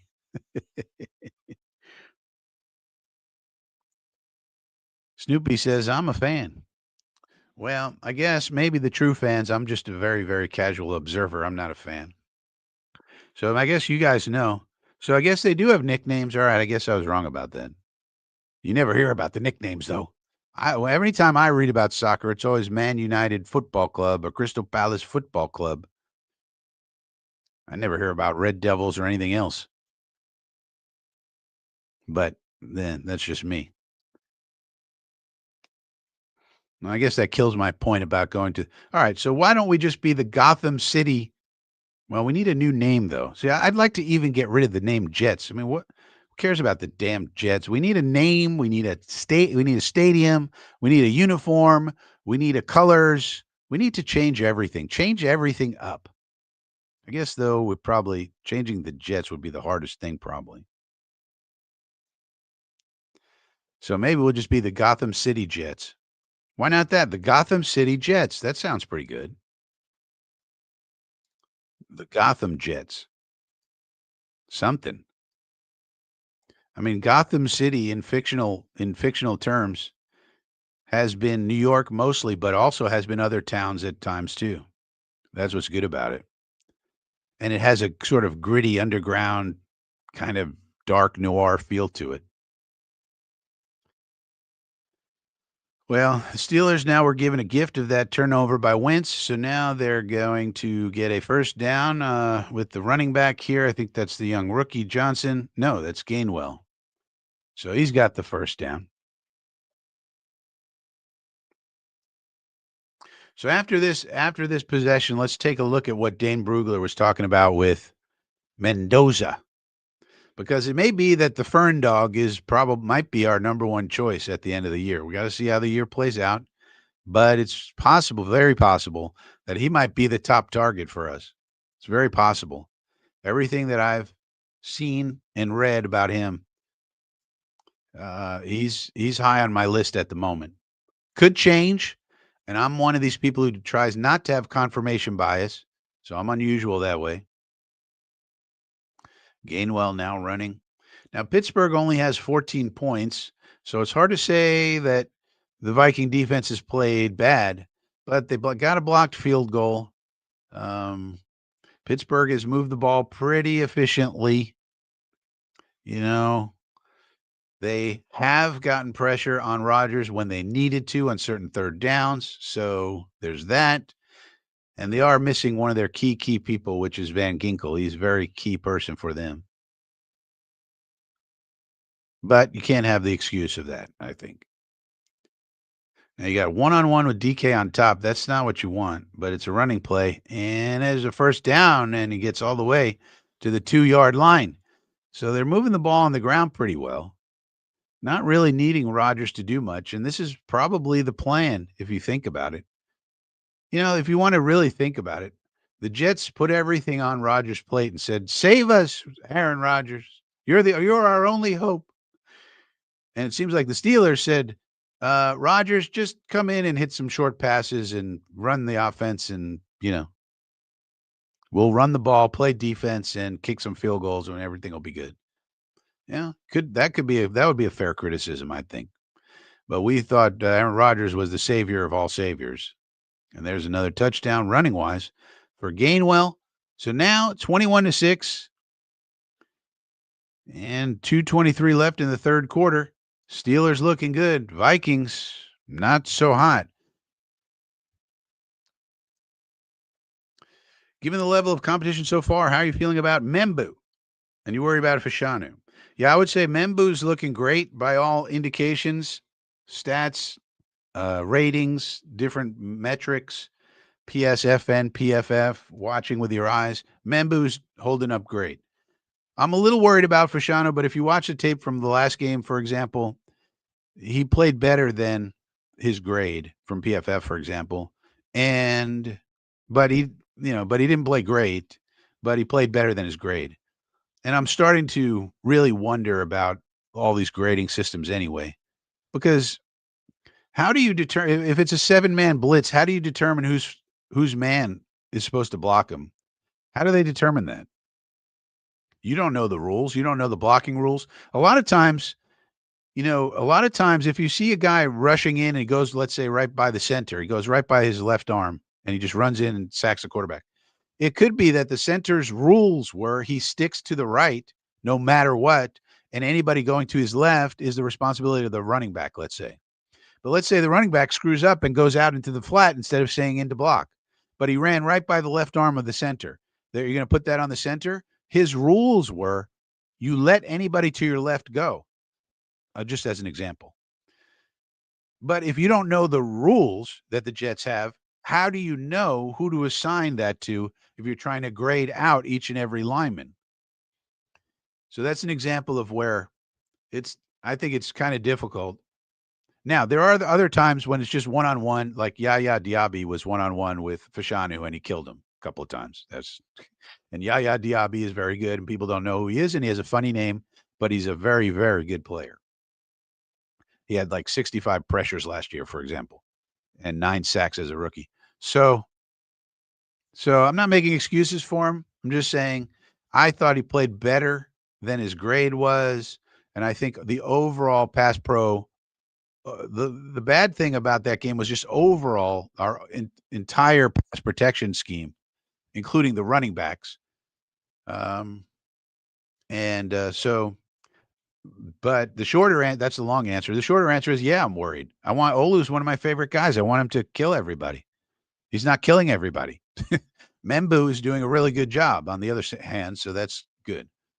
But Fashanu, yeah, I'm worried. I want him to kill everyone. He's not killing everyone. So, yeah.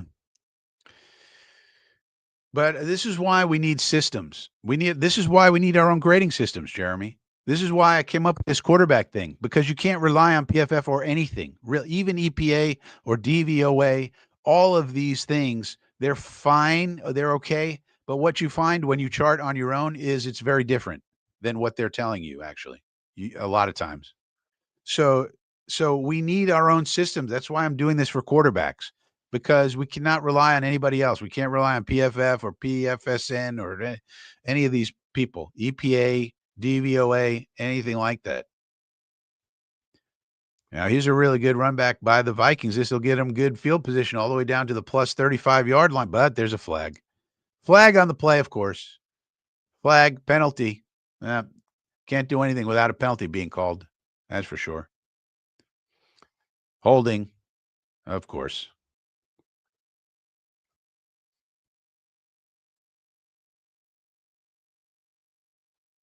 Yeah, Tampa. Tampa's good, and so's Yaya Diaby, and so's so many other players on their team. Vita Vea's a Hall of Famer, and. But nonetheless, that's why I say it's more about our entire pass pro scheme. You knew what they were going to do. You know how good Yaya Diaby is, or you should. Vita Vea is a Hall of Famer. And Hassan Reddick is Hassan Reddick, and all the other guys they have. I mean, and you know what Bowles does. It was disappointing from an overall pass pro situation. We had our running backs pressing the line. for some reason in pass pro. I don't know why. And so that's something you'd have to go back. I don't know what. Here's a deep pass by Wentz. Oh my God. Just throwing a moon ball up there. No chance for Justin Jefferson to come down with it. That was a Wentz pass. That was a Wentzing pass. That was a Wentz special. Throw it out of bounds. Yeah, over his head. He couldn't get it. Darius Slay on the coverage. I mean, Slay looks like he still can play, by the way. He said he's going to retire after this. Ramsey is walking off injured. But Darius Slay has said he's going to definitely retire after this year. Looks like he can still play for the most part. I mean, he's not getting totally cooked. It's not like he's an old man at this point. At least the way he's, playing. 2nd and 10 doesn't go very far. But we can take a look at some Mendoza clips that Dane Brugler's posting, which are very interesting.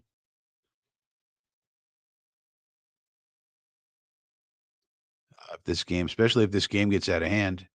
Looks like Jalen Ramsey pulled a hamstring or something.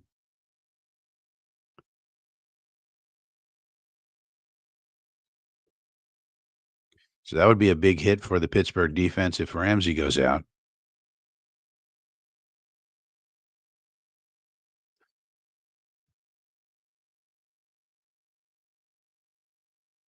Yeah, this is you'd have to actually have studied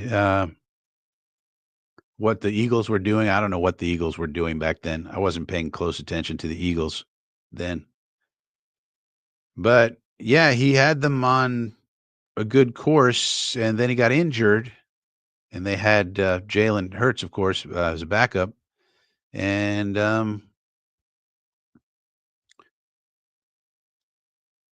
when he came back, he just was never good. I mean, if you look at the stats he put up for Indianapolis when he went over there that year, if you remember that year for the Colts, he put up good stats, and they were in the playoff hunt until the very last game, and they played like a terrible team. I think it was Jacksonville at the time was terrible. And all they had to do was beat this terrible team. I think that was the year before Trevor, if I remember right. I could be misremembering. But basically, they were tanking for Trevor. They were in the midst of a tank, I think, if I remember right. But anyway, they were very bad one way or another. And all Indianapolis had, and they were favored by like 15 points or some crazy spread. And then Wentz went out there and played a terrible game. He was Wentzing it up, and they lost, and they didn't make the playoffs. And Jim Irsay got rid of him and traded him. And then we went over to Washington, and he didn't do good with the Commanders, then the football team, I think. And then he just sort of got lost in the shuffle, and he was almost out of football. And then the Rams called him to be a backup when they had backup issues and so forth and so on. So, yeah, so we'll have to see. I mean, this is one of these things like Mason Taylor on Watt and all this. You really have to know the rules and what was going on. It's hard to really criticize or talk about protections unless you actually know what was supposed to happen. Like maybe there should have been a running back there to help as well. Maybe you leave a guy unblocked because you're supposed to throw the ball within 1 second of receiving it from the center, and that's the play. Like we have to block everybody else. We have to let this guy go, and the goal and this receiver number one should be open. And as soon as you get the ball, you're supposed to throw it. And if you're the quarterback and you don't throw it, you've screwed the entire play up, basically. So that's why we need to study more about these protection schemes and what's really supposed to happen and what the rules are. So that's the tricky part. Because nobody in their right mind would put Mason Taylor on J.J. Watt and just be like, go block him one-on-one. And there's nothing else at play.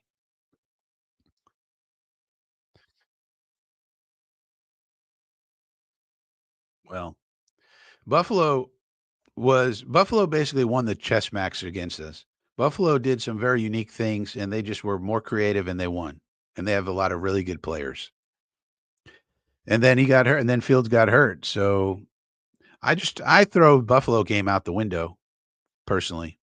They have much better personnel, and they had a much more creative game plan and all the things that they wanted to do to us, they worked spectacularly. So I would just throw that game out. And then if you look at it, we lost the other two games by 2 points each. So, well, we got to see what what we look like the rest of the year here.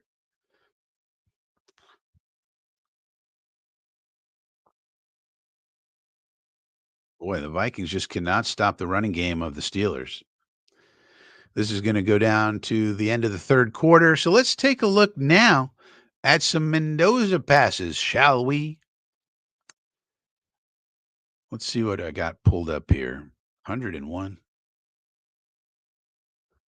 Giants inactives. Giants inactives are Tyrone Tracy, Chauncey Golston, Evan Neal inactive, Thomas Fidone, Raheem Nunez Roches, the big Nacho, Bo Braid, and Jameis Winston. And the Chargers inactives include Mekhi Becton, who has an injury. Let's see.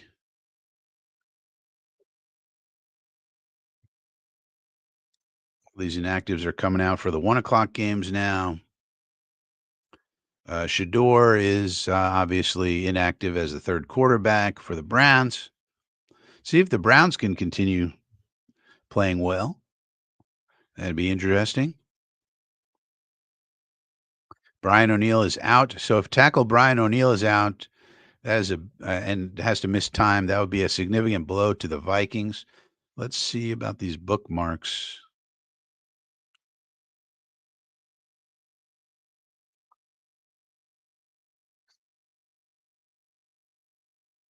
Yeah, let's move this over here.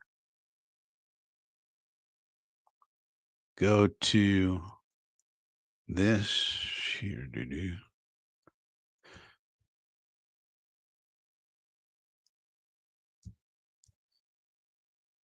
Dooby dooby doo. Let's make this. Yeah, so this is going to be a great throw here by Mendoza. This is the sort of thing that scouts are going to love. Uh, you got a 3-by-1 formation. It looks like 11 personnel. This is against Iowa yesterday, so a good defensive team, though not probably elite. You have good, as Iowa always does, you have good players all over the defense. And he's on the opposite hash and a hole shot 40 yards down the field. I mean, because one of the things with Mendoza, if you watch him, it's like, does he have the arm strength? But remember, he's on the opposite hash on the 10. Okay. And he puts this hole shot down the field, 40 yards, dime, boom. Beautiful. So that answers sort of the question of, does this kid have the arm strength? On that throw, he did. Now, here's another one where he's heavily blitzed. One of the reasons that Brugler said he didn't put up great stats is that Iowa put a premium on blitzing and getting in his face and really stopping him in particular. So here comes the blitz. Got a man right in his face and still puts it out 20 yards downfield. Look at this. Now, that's a throw you got to make in the NFL. This happens all the time. Boom, stunt in your face, get it off, and hit your guy. So that's the sort of stuff you really like with Mendoza. And you even see Brugler says, oh, man, this is the stuff. Knows A blitz is coming, stands in the face of pressure, hits the slot versus zone. QB pays the price, but it's fourth quarter, and his team needed him to make the play. There was also a interception he threw somewhere. But then this is after the interception, and Iowa missed a field goal. Mendoza gets it back with 2 minutes left, still tied. Oh. Love the fade stop execution. That ball has to go a long way, and the quarterback better trust his placement and trust the wide receiver to make a play. Clutch. Opposite hash. Big time, and gets it out. That's an NFL throw. Look at the distance the ball has to go. So this is not to me, this is not a weak-armed quarterback. I mean, this is just a few of the throws, so maybe we'll learn more later, but I mean, that's a big-time throw. Across the field, opposite hash, gets it there. Nice. Now, does he have a rifle like Elway or something? Probably not. But who does? I mean, question is, does he have enough arm strength when you figure out all the other things that he does as well? And it seems like he does. So here's a bad one. So, just so we're not cherry picking good plays. Here's one where he has pressure in his face and makes a bad throw. So this is a behind, which I hate, but if you're going to with this pressure, look at this guy here, look at this guy here. If the worst thing you do is throw a few passes behind a guy that's not interceptable, that's the worst of your day. You can live with that. If you do two or three times a game, but then you're making 4, 5, 6 elite throws, great throws, you could live with this. But if you're doing this all the time, you got problems, right?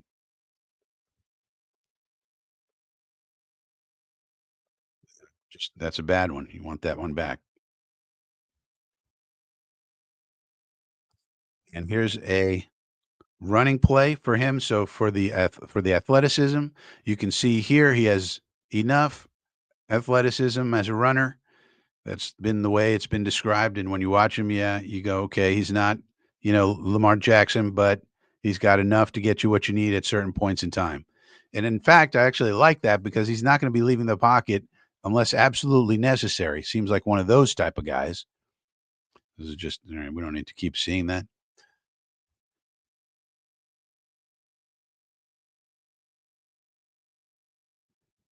So here's the interception. And so here's a negative play, but again, in his face, and that's an overthrow. So that's very bad. But the pressure is in his face. He's trying to get the ball away, and he just leaves it too high. Had the guy open and just threw it over his head. So, you know, not perfect, but there's no perfect quarterbacks. And you know, again, pressure in the face. If you're going to make mistakes, it should be when there's heavy pressure in your face.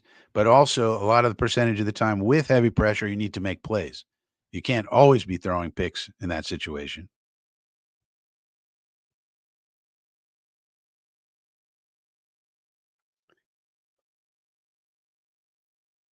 This is the game winner. So pressure, do what's necessary, get it out quick. That's the other thing. Look at this guy's release.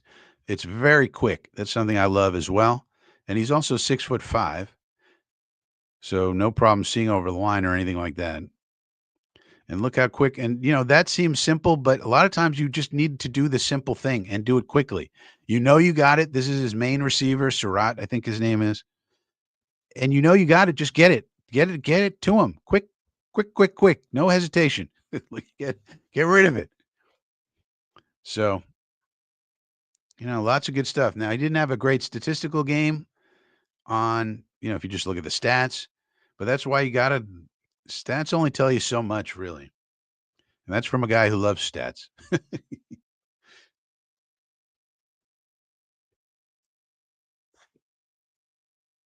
Those does not have any injury history that we're aware of. This is a guy who went to Cal for a couple of years. Then he transferred over to Indiana to be with Signetti.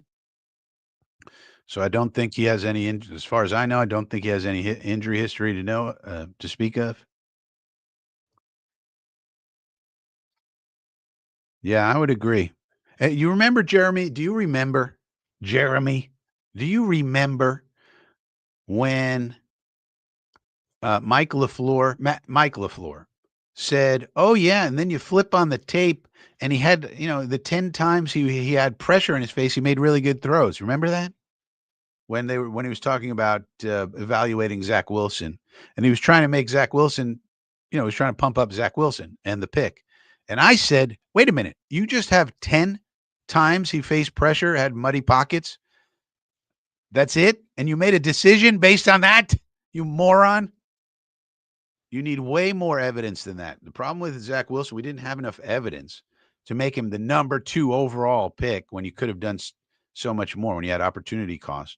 So Pittsburgh, it's now 21-6. It looks like Pittsburgh is salting away this game as they're driving it down. They're on the plus 20-yard line, so they're probably just going to pound the ball, run, run, run. And try to just kill the clock out and kick a field goal and, you know, just run out the clock. Don't turn it over. Don't do anything stupid and just get out of here with a win. Nice, easy game plan for the Steelers. Looks like they executed very well today. Yeah, that's true. That's true. I mean, and, but again, think about the positives of this. Quarterbacks who aren't super athletic like a Lamar, like a Josh, they have to figure things out with their brain, right? Like to me, you want a guy who has enough athleticism to get you what you need as a quarterback, when you need it. But if you are as athletic as Lamar Jackson, think about little Lamar growing up. Like any level that he played in any sport he played, he was going to be the best athlete by a magnitude of 100 or 1,000 when he was playing these. Imagine little Lamar Jackson playing in Pee Wees, and he touches the ball, and he's Lamar Jackson, and everybody else is not. And imagine, and so he grows up going, I'm the best athlete any around, and I could just run faster and be quicker than anybody by 100 times. So they just learn to run and just this is what I'll just use my athleticism to beat you. Well, that's fine and good, and Lamar's an MVP candidate every year, so I mean it's not a terrible thing, but at the same time, it then took him a while to get going as far as the passing is concerned because he had to learn that aspect more than the athleticism. So a guy like this who has enough athleticism to get you what you need, but isn't like Lamar Jackson. He has to figure things out with his arm and his brain, and it's the same thing with the arm. If you have a John Elway rifle or a Dan Marino rifle or a Lenora Sellers rifle, that can get you out of situations because you could just rifle it in there. This guy has a good enough arm. You saw it in the clips, but I think if he's going to be successful, and need to see him against bigger competition. He was at Cal last year. What you want to see him is how he does against the tough teams in the Big Ten. He already has passed one or two tests so far, and that's an incompletion from Rodgers. So they'll kick the field goal to make it 24-6.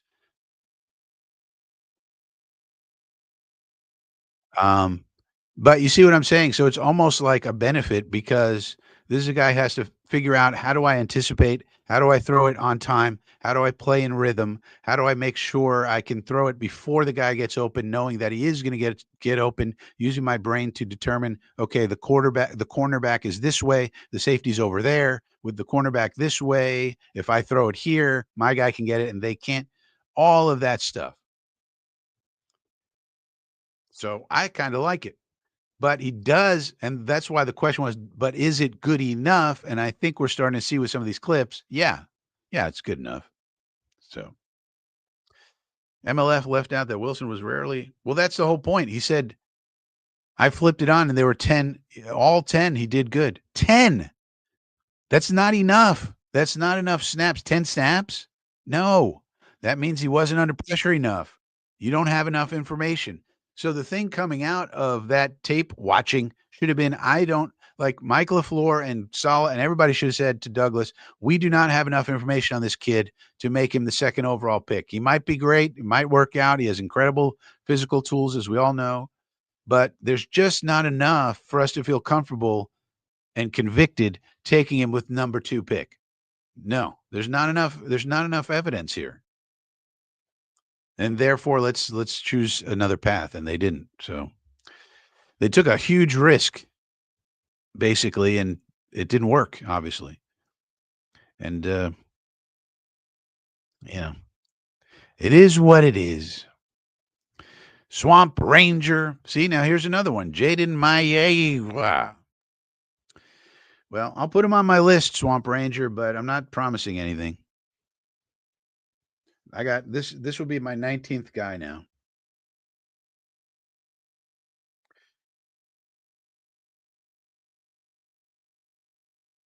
There's just too many of these fuckers, to be honest with you. 6'4", 240.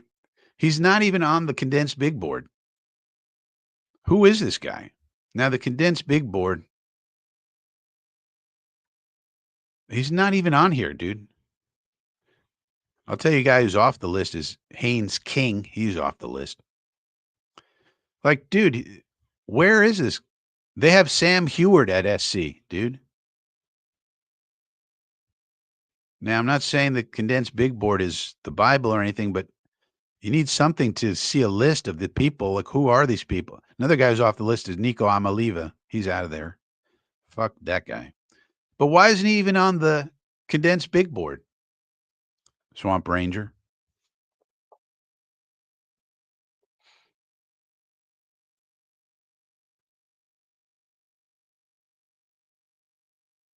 Answer me that one. Jaden Maeva. Yeah, one of the things that I'm kind of noticing is I really don't care about stats for college. I mean, college football, there's so much differentiation and competition and everything else that you gotta watch these guys and you gotta chart them. That's the only way to do it, in my opinion. I mean, it's nice that he's putting up good numbers, I guess, but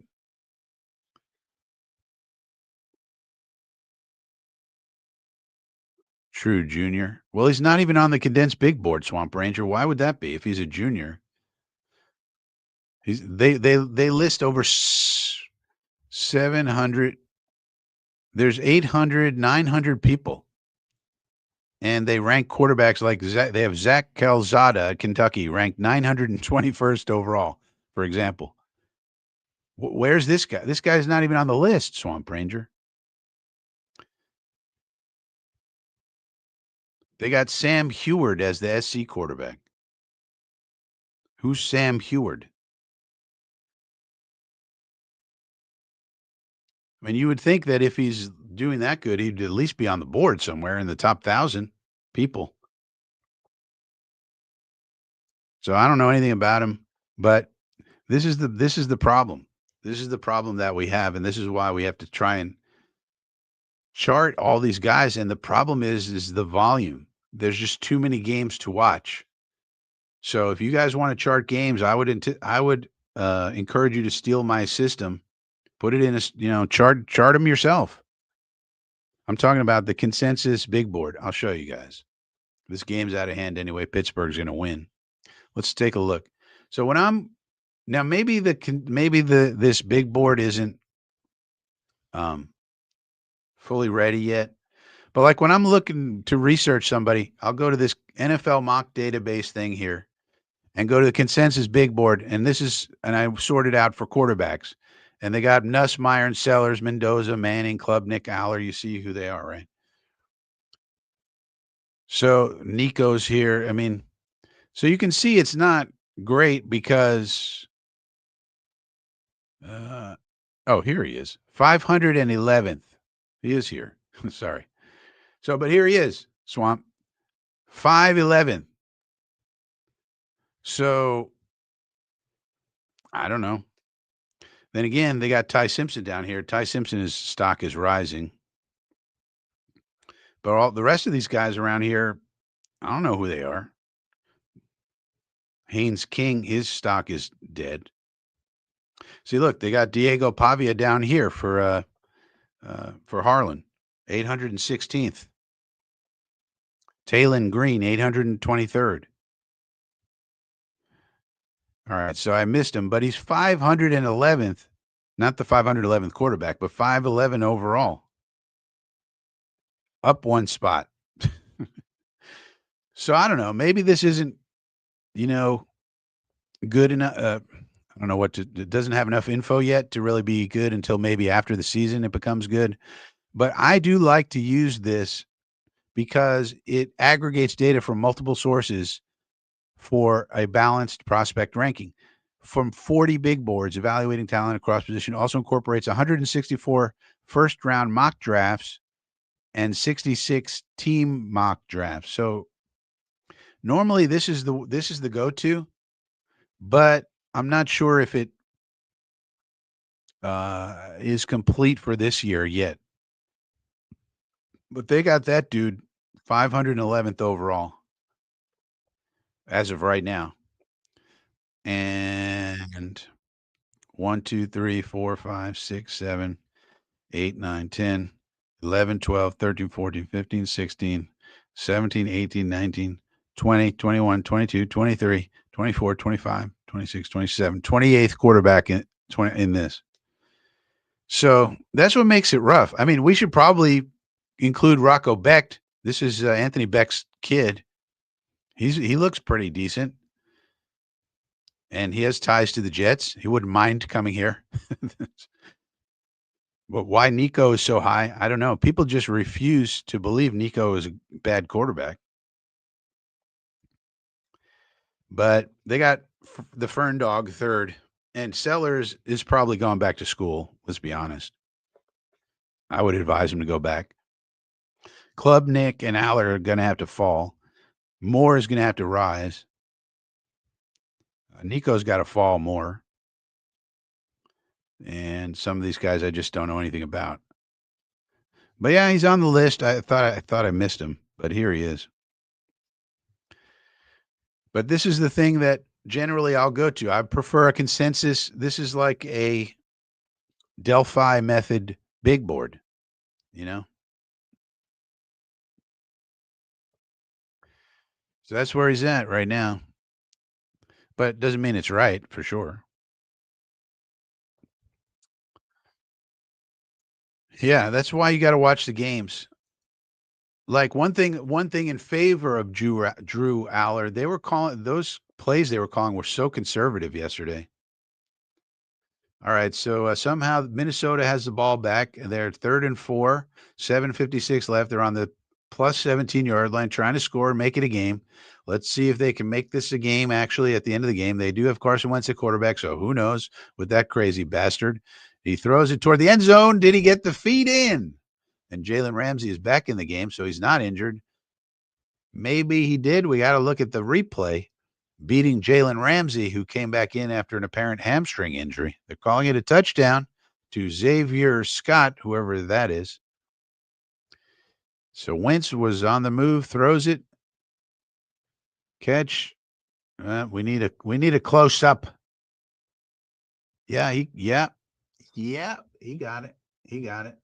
I think he got it. Because he didn't put his back heel down. I think he got it. Think so. Looked like it to me.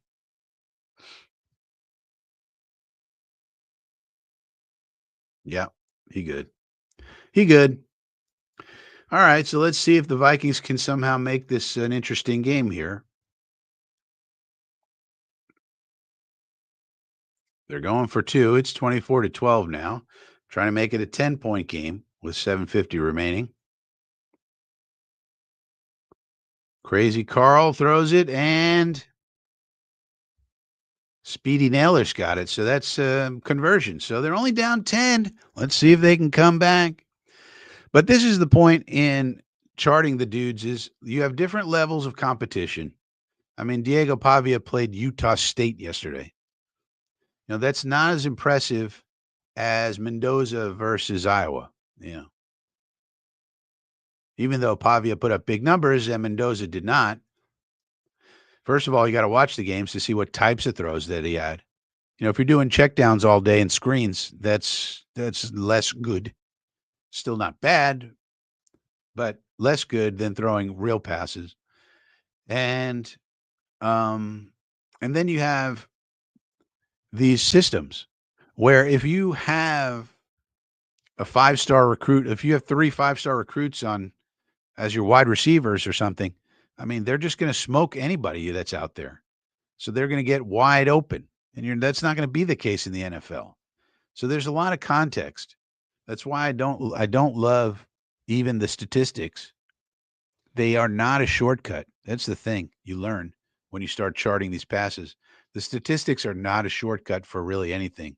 I mean, it's good that it's better that he puts up good numbers than bad numbers. That's, you'd rather put up good numbers than bad, but you kind of have to go into the the reasons why the good numbers are put up. And also, if somebody's putting up very bad numbers, you got to try to figure out why. And if they're putting up bad numbers, it's usually because they're making bad passes, but you need the film to confirm it. And you need a system to chart. So I would say, considering how many of these quarterbacks there are, steal my system and chart the passes yourself because I'm not going to be able to get to everybody. I'm not Dane Brugler over here. This isn't my job to, my only job. I got 10,000 jobs, but some of those other jobs then take up time. So you guys, if you want, steal the chart and just keep track. And all you do is just put a little check mark. You watch the game. Guy makes an elite pass. You just put a little check. Guy makes a great pass, a little check, and then you just add them up at the end of the day. Very easy to do. You just need a little judgment. Sometimes it's hard to make a judgment call, but no system is perfect. And then that way, like Swamp Ranger likes this Maeva guy, right? So Swamp Ranger, go chart him. Start charting his games and come back with his grades using my system. I don't know if you were here earlier for the system when we showed it, but for example, all channel members get the system for free, and you can take it and put it into your own spreadsheet and start grading these quarterbacks accordingly. And it seems to me this is the best way to do it because you'll know what they actually did as far as throwing the ball is concerned. It also has other things as well, but I tend not to look at those things. I mean, you could do everything, every single thing that a quarterback is responsible for: pre-snap reads, post-snap reads, running, scrambling, pocket presence, line shifts. You can have all that. The spreadsheet has it all. But I choose to just stay on the throwing because the running stuff you can easily see, and it's not as nuanced.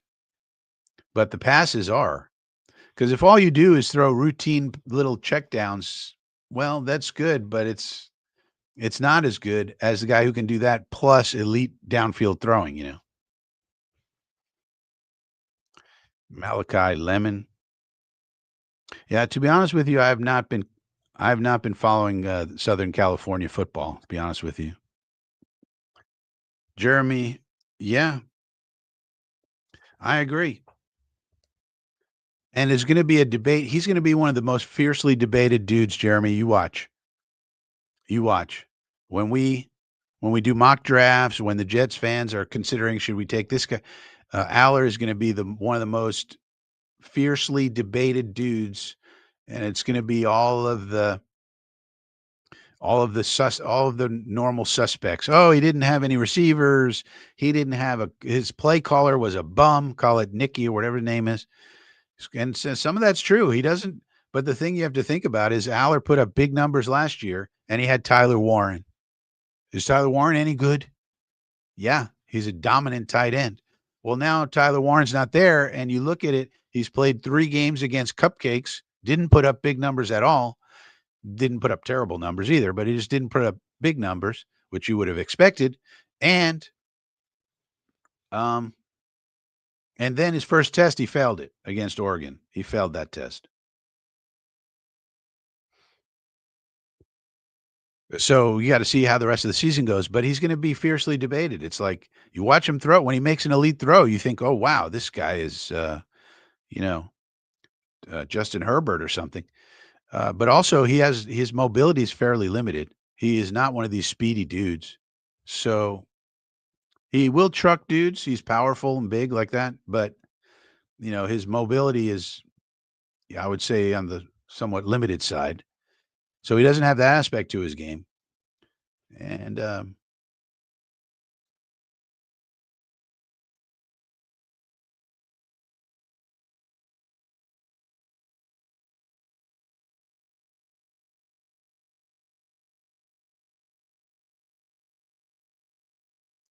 lady ref has the hat off. Lady ref has the hat off. People are getting punished when the hat comes off from the lady ref. People are getting HR punished for sure. There's going to be a lot of HR penalties right here. Lady ref has no hat. But yeah, I think it is risky to go with him in the first round. I mean, He just he also doesn't really pass the optics test. It doesn't look like he's in control and in command, you know, which is strange for a guy with as much experience as he has, you know?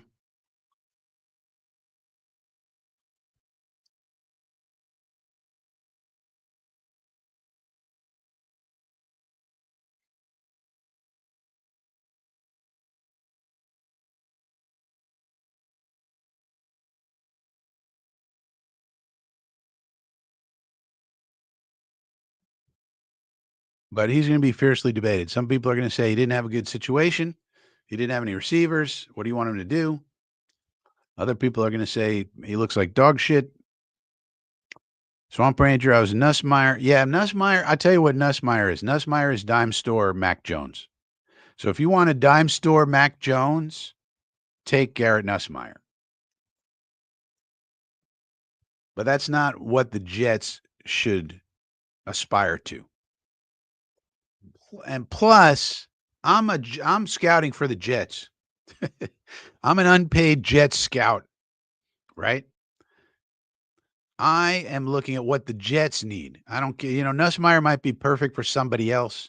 He's not right for us. No way. And here's another running play. The Vikings just cannot stop the run of the Steelers. And it looks like the Steelers have kind of found their mojo. It's basically run, run, run, and have Aaron Rodgers throw short passes quickly. So basically, quick game plus running game plus defense equals winning. That's what the Steelers are going to do, looks like this year. Looks like the Steelers are going to go 3-1 on the season. Vikings will fall to 2-2. Not a catastrophe for the Vikings, but they got to worry about their quarterback situation now.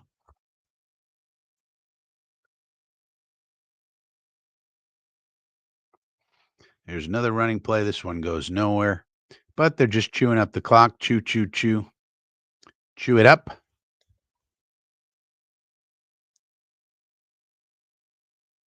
Swamp Ranger says, I only discovered my Ava because I'm out in Hawaii now and he's the bee's knees out here. All right. Pittsburgh, well, they have Will Howard. Um, they do love Pennsylvania guys, I guess. And Aller may turn out to be great. It's possible. I mean, he has the arm talent.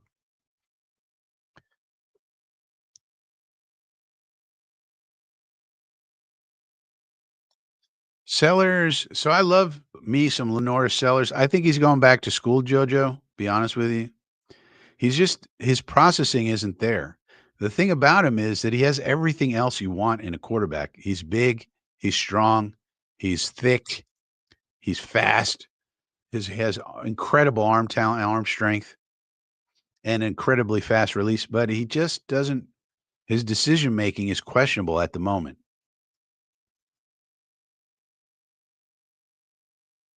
And so, you know, I think he's going back to school. And I think he should go back to school.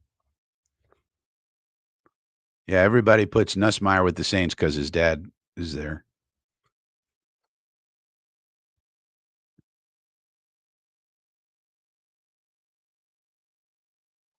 Aller, I think Swamp Ranger Aller's going to fall in the rankings. We'll see how the rest of the season goes, but he failed his first test last night against Oregon. And I think now, so it could be like a Jackson Dart situation.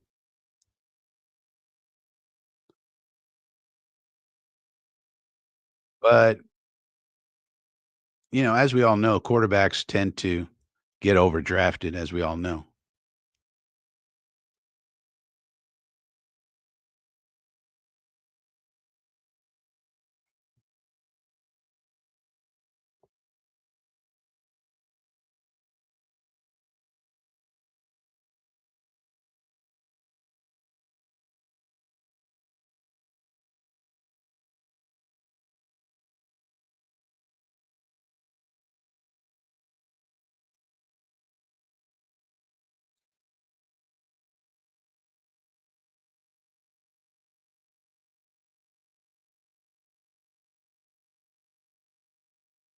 Seems like the Steelers have some sort of something going on.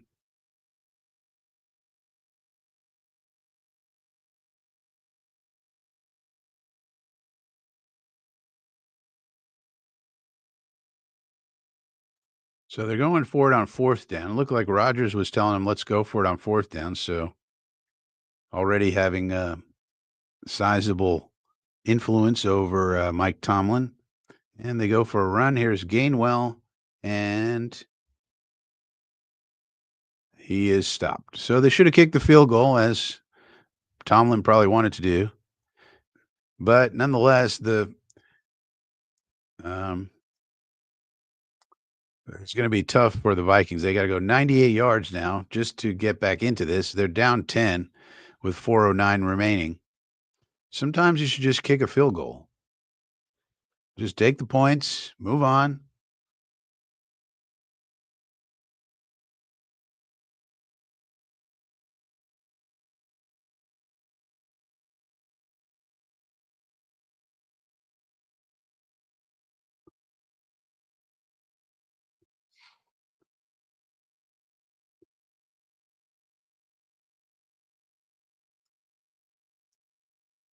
Yeah, but I think on offense that the Steelers have really found their formula.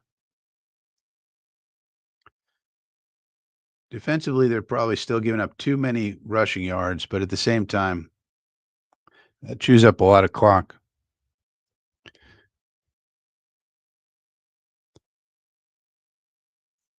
Yeah. But that's another reason why I should go back to school. So Richardson only played what, 13 games in college. So if Sellers goes back to school and puts up another season and has more experience and then also plays better next year, put it that way, then then his draft stock, then he'll be the number one overall pick. I mean, let's put it that way. Richardson had all the tools, but he didn't have any experience really. And but Sellers has been playing, and then he'll finish out this year, hopefully stay healthy, and then put in another year. That's why I think he should go back. And he can say, "Oh, I've got the experience. Look at my improved play. Hopefully, he plays better next year, and he'll be the number one overall pick with his tools. And if he plays better, oh, Brandon Eccles injured. That's no good.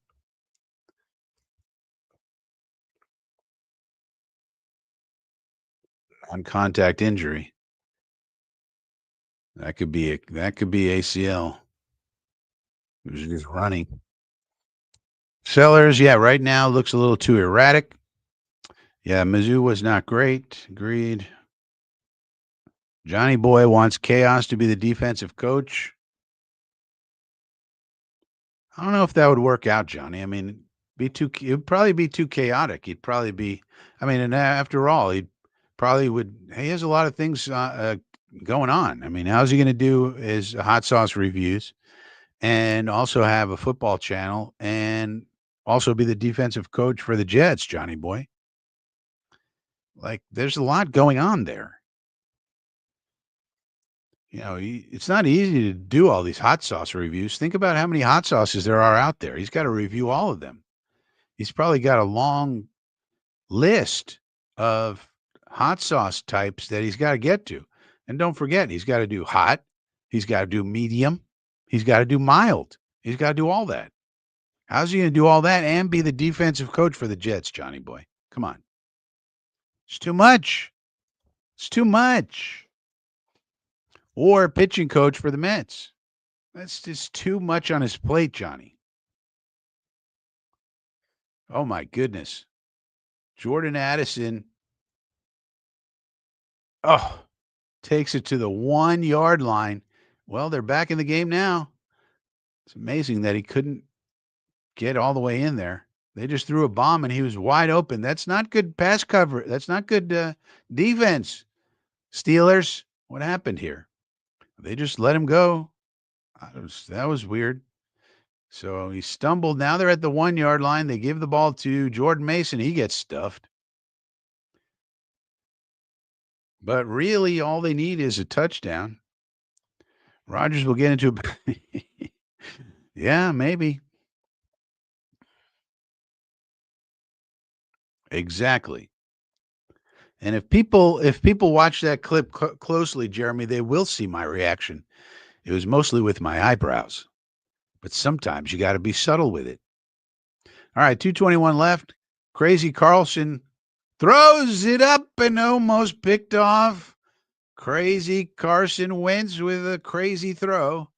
They're down at the 2-yard line. It's third and goal. Addison could not quite get into the end zone, so now they're still trying to stick it in there. But even if they don't get it here, you just kick the field goal. You need a oh, that was a terrible pass behind. These quarterbacks with the behind passes, if you want to annoy Frankie, throw a lot of passes behind your receivers. It's my number one uh, pet peeve. Hate the behind pass. Oh, and Wentz almost picked again. I mean, this guy. But now it's fourth down. Just kick the field goal, get you within 7, and then you need the onside anyway, right? What is Carlton doing? Oh my goodness. And he threw it behind. And it was almost good that he did that time because if he threw it ahead of him, it probably would have been picked.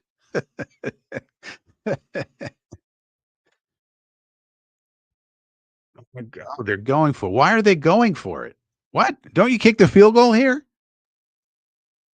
What are they doing?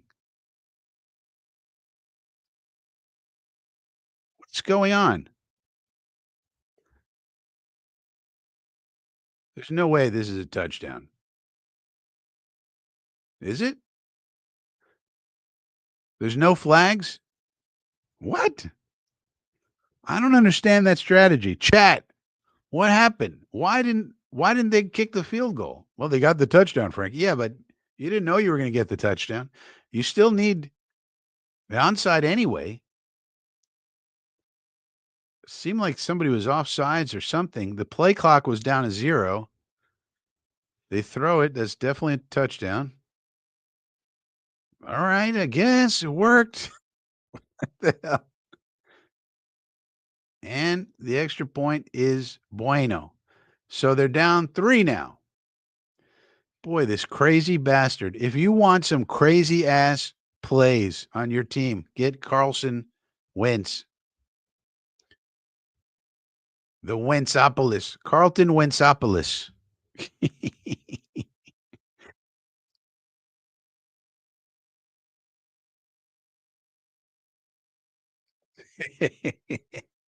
Yeah, there was too much time, Jojo. It was like that's too much time. And I also know that uh, Baker Mayfield is an assassin. He's been playing at such a high level these last couple of years. I mean, you can't give a guy like that a minute 40. That's too much time.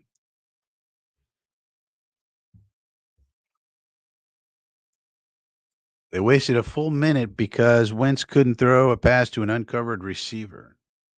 Well, it doesn't matter about that now. It's 2:08 remaining. Are they going to go for the onsides? They're only down 3. You could. No, you really couldn't. Could you? I guess you could kick it off and try to play defense, but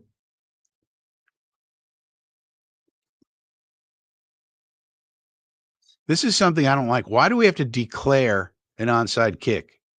Where's the strategy in that? Why does it have to be declared? I declare fuck you. How about that? How about declaring that? We should be able to do an onside kick anytime we want, anywhere we want. Why we got to have all these dumb rules in place? I'm going to onside kick it to start the game. Well, timeout.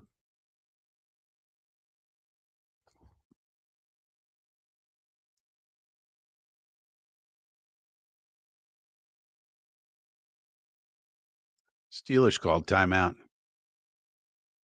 They're going to ice the onside. Ice the onside kick. But why? What's the theory behind this declaring an onside kick? What's going on with that? Why do we need that? We don't need that.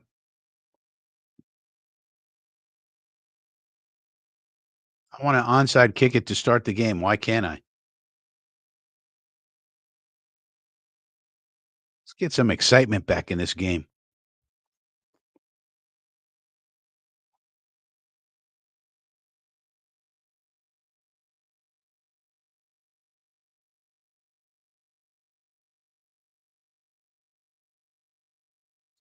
All right, now they're going to try an onside for real, I guess. Very low percentage of onside kick recovered ever. So they kick it, and it is recovered by the Steelers. So game over, pretty much.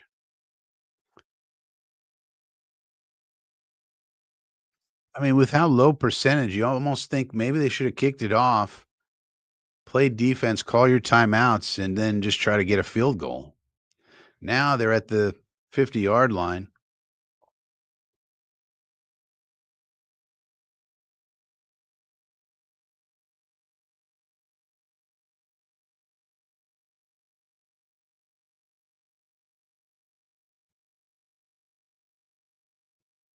Well, they only have one timeout, so that's probably the problem there.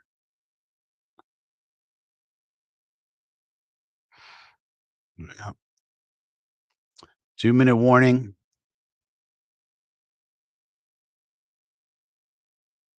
See, but that's why you can't call your timeouts in the second half until the end of the game. You got to save them.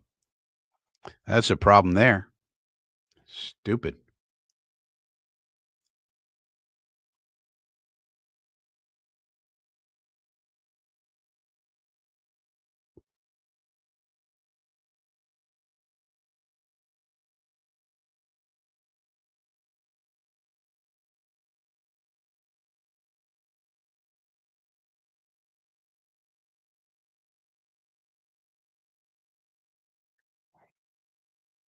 So, yeah, we've been live since 10 o'clock. We're taking a look at this Steelers game against the Vikings. Looks like Aaron Rodgers will get another victory under his belt.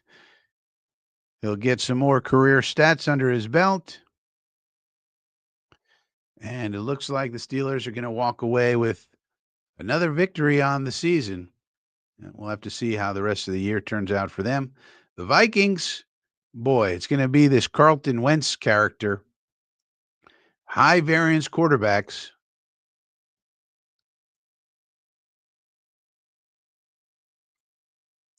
You wonder how long JJ is going to be out also, because they have to be saying, we need our JJ back. Let's, enough with this crazy man.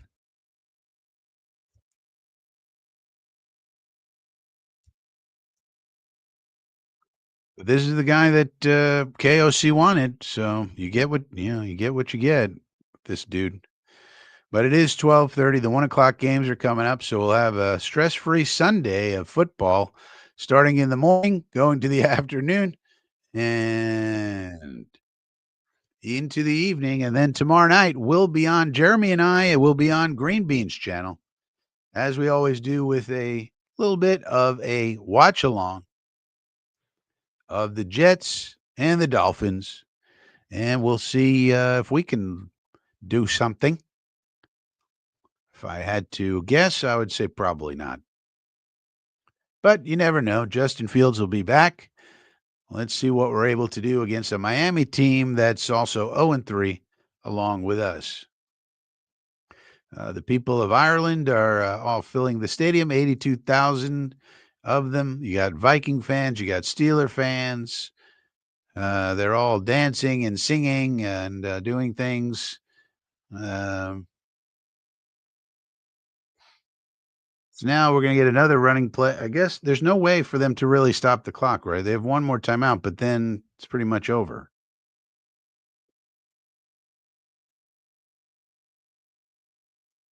Oh, Jeremy's out tomorrow.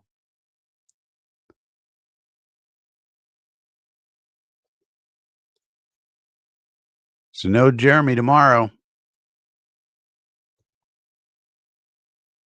He's got to work. So I guess it'll be just me and Green Bean.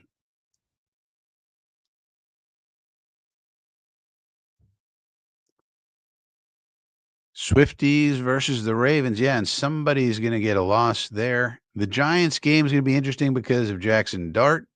See how he looks in his professional debut. as far as starting goes.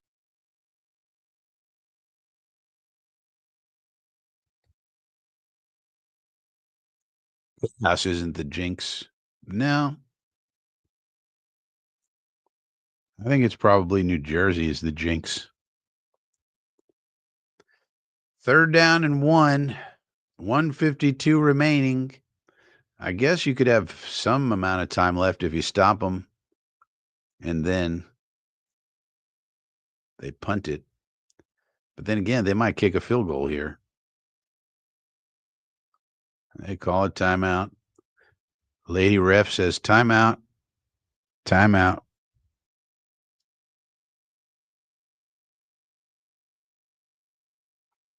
Timeout.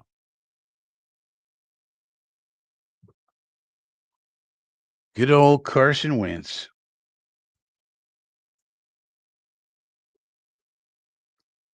Carson Wentz, crazy bastard quarterback.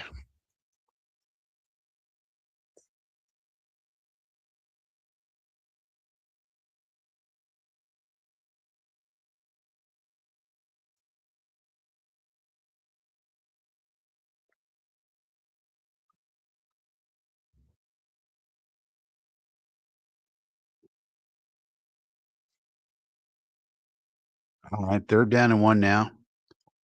See what they run. Should be a running play. It is up the middle. He did not get it. So they're going to have to decide either way, a punt or a field goal. You're kind of still in the game. There's nobody had any timeouts now. They're going to let it go all the way down. You could try to ice it with by going for it on fourth, I guess. But they should have over a minute remaining. Or you could ice it, just do a quarterback sneak.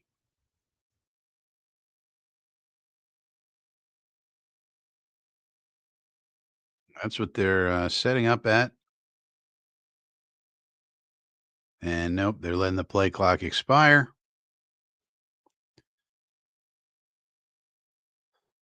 So I guess they'll just punt it now with a minute 8 remaining. So strangely, Minnesota has life. Crazy game in Ireland. Minnesota has life. I wonder if they're going to actually. It looks like Eccles is okay on the sideline there, so that's good for Brandon Eccles. But let's see about this punt. Can they? In the old days, they used to say kick it into the coffin corner, but then you're not allowed to use that term anymore. That's too violent. Coffin corner kick. But they punt it into the end zone. So a minute 1 left. All they need is a field goal, but they have no timeouts. They have crazy Carlton Wentzopoulos as the quarterback. Crazy Carson, quarterback extraordinaire. Yeah, his stats are going to look good, but a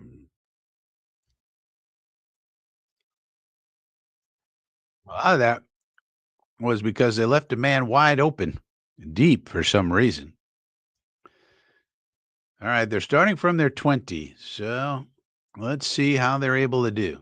Wentz back to pass, throws, picked off. This Carson Wentz fella. Holy smokes. And how about the Steelers?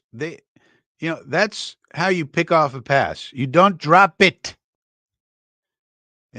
Some reason their players can catch the ball in the defensive backfield. Our players somebody would have dropped this. 1, 2. Does he have possession of it? Man. Trying to go to Speedy Naylor. He was never open. That's just terrible quarterback play right there. The guy was never open. What were you even thinking? Does he have complete possession of it? Could be a question. Lady ref's looking at it. Looks like he does. Ball. It's moving, but there.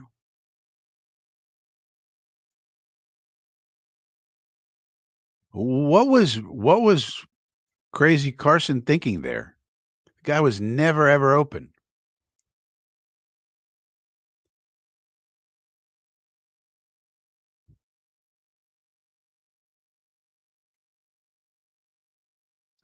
Winced it up.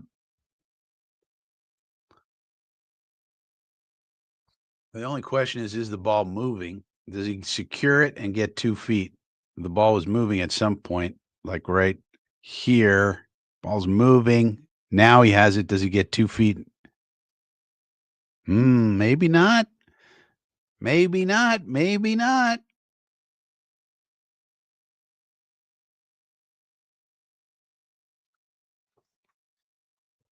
I guess they're saying not. Game's not over.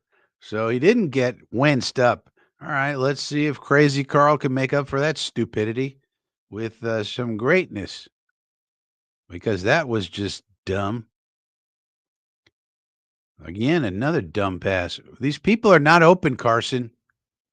Holding defense, although they got a penalty. So I don't know. You might want to go to Justin Jefferson, I guess, would be my thing. Like, let's go to Justin. You have like the first or second best wide receiver in football. You might want to, I don't know, throw to him instead of the running back trying to run an out route who's double covered. I don't know. Call me crazy. You have a guy. His name is Justin Jefferson. Carlton.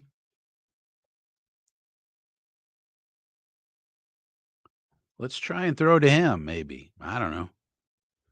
Let's get him open and throw the ball to him. Uh-oh. Problems. Problems. Oop. Oh. Boy, oh boy. This guy, man.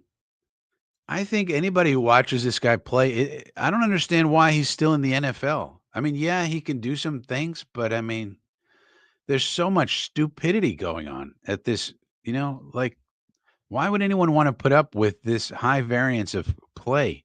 Just give me a guy who can do the simple stuff if you're going to have a backup. I mean, why would you want to put up with this craziness?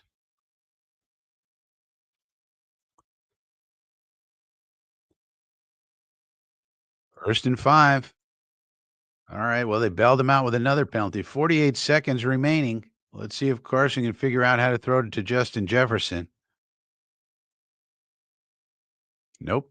He loves this little running back guy, Scott. I don't know. Does he know Justin Jefferson is on his team or did he forget? NFL will be happy with a final minute game and an exciting game coming down to the wire. Certainly give the fans enough to be happy about and say, wow, what a game that was that we saw. Let's have more Irish games. Free Guinnesses for everyone. All right, 43 seconds remaining. I would again urge Carlson to throw it toward Justin Jefferson. And Jesus, that's intentional grounding. First of all, even though I don't think that should be a penalty, it is. So you have to call it now. That's definitely intentional grounding.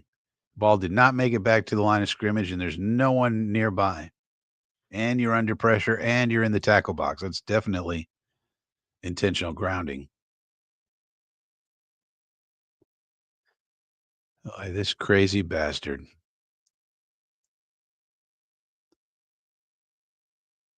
Talk about chaos. This should be Jeremy's favorite quarterback. Really. Quarterback chaos.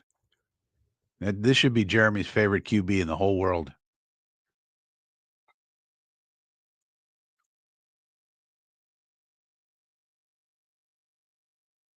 Chaos and Wentz. Chaos and Wentz.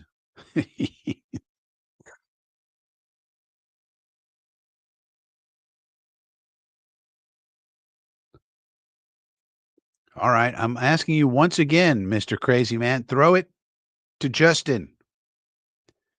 Throw it up to Jefferson. Dumb dumb.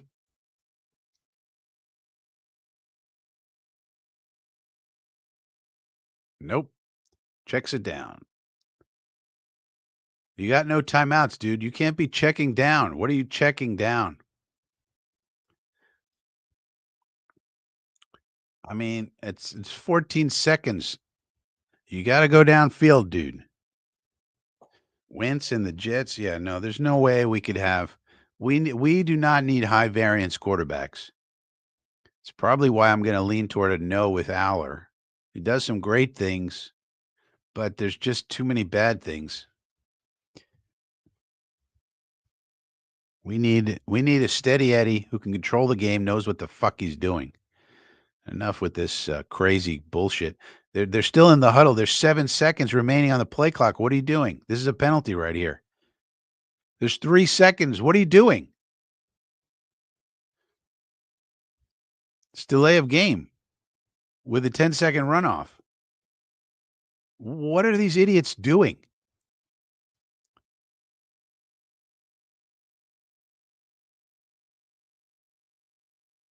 They didn't reset it.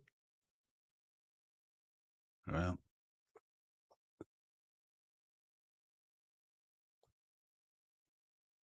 all right, I guess.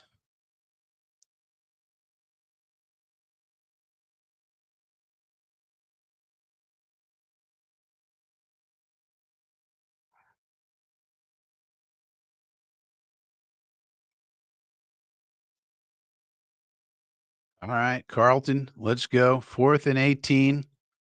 Got to get 18 yards. Throws it downfield, and it's almost picked off. And again, he did not throw it to Jefferson. And that will finally do it. The crazy Carlton Wentz, ladies and gentlemen. QB Chaos himself. This is not a man you want on your team. I'm sorry. He just, there's just too much chaos.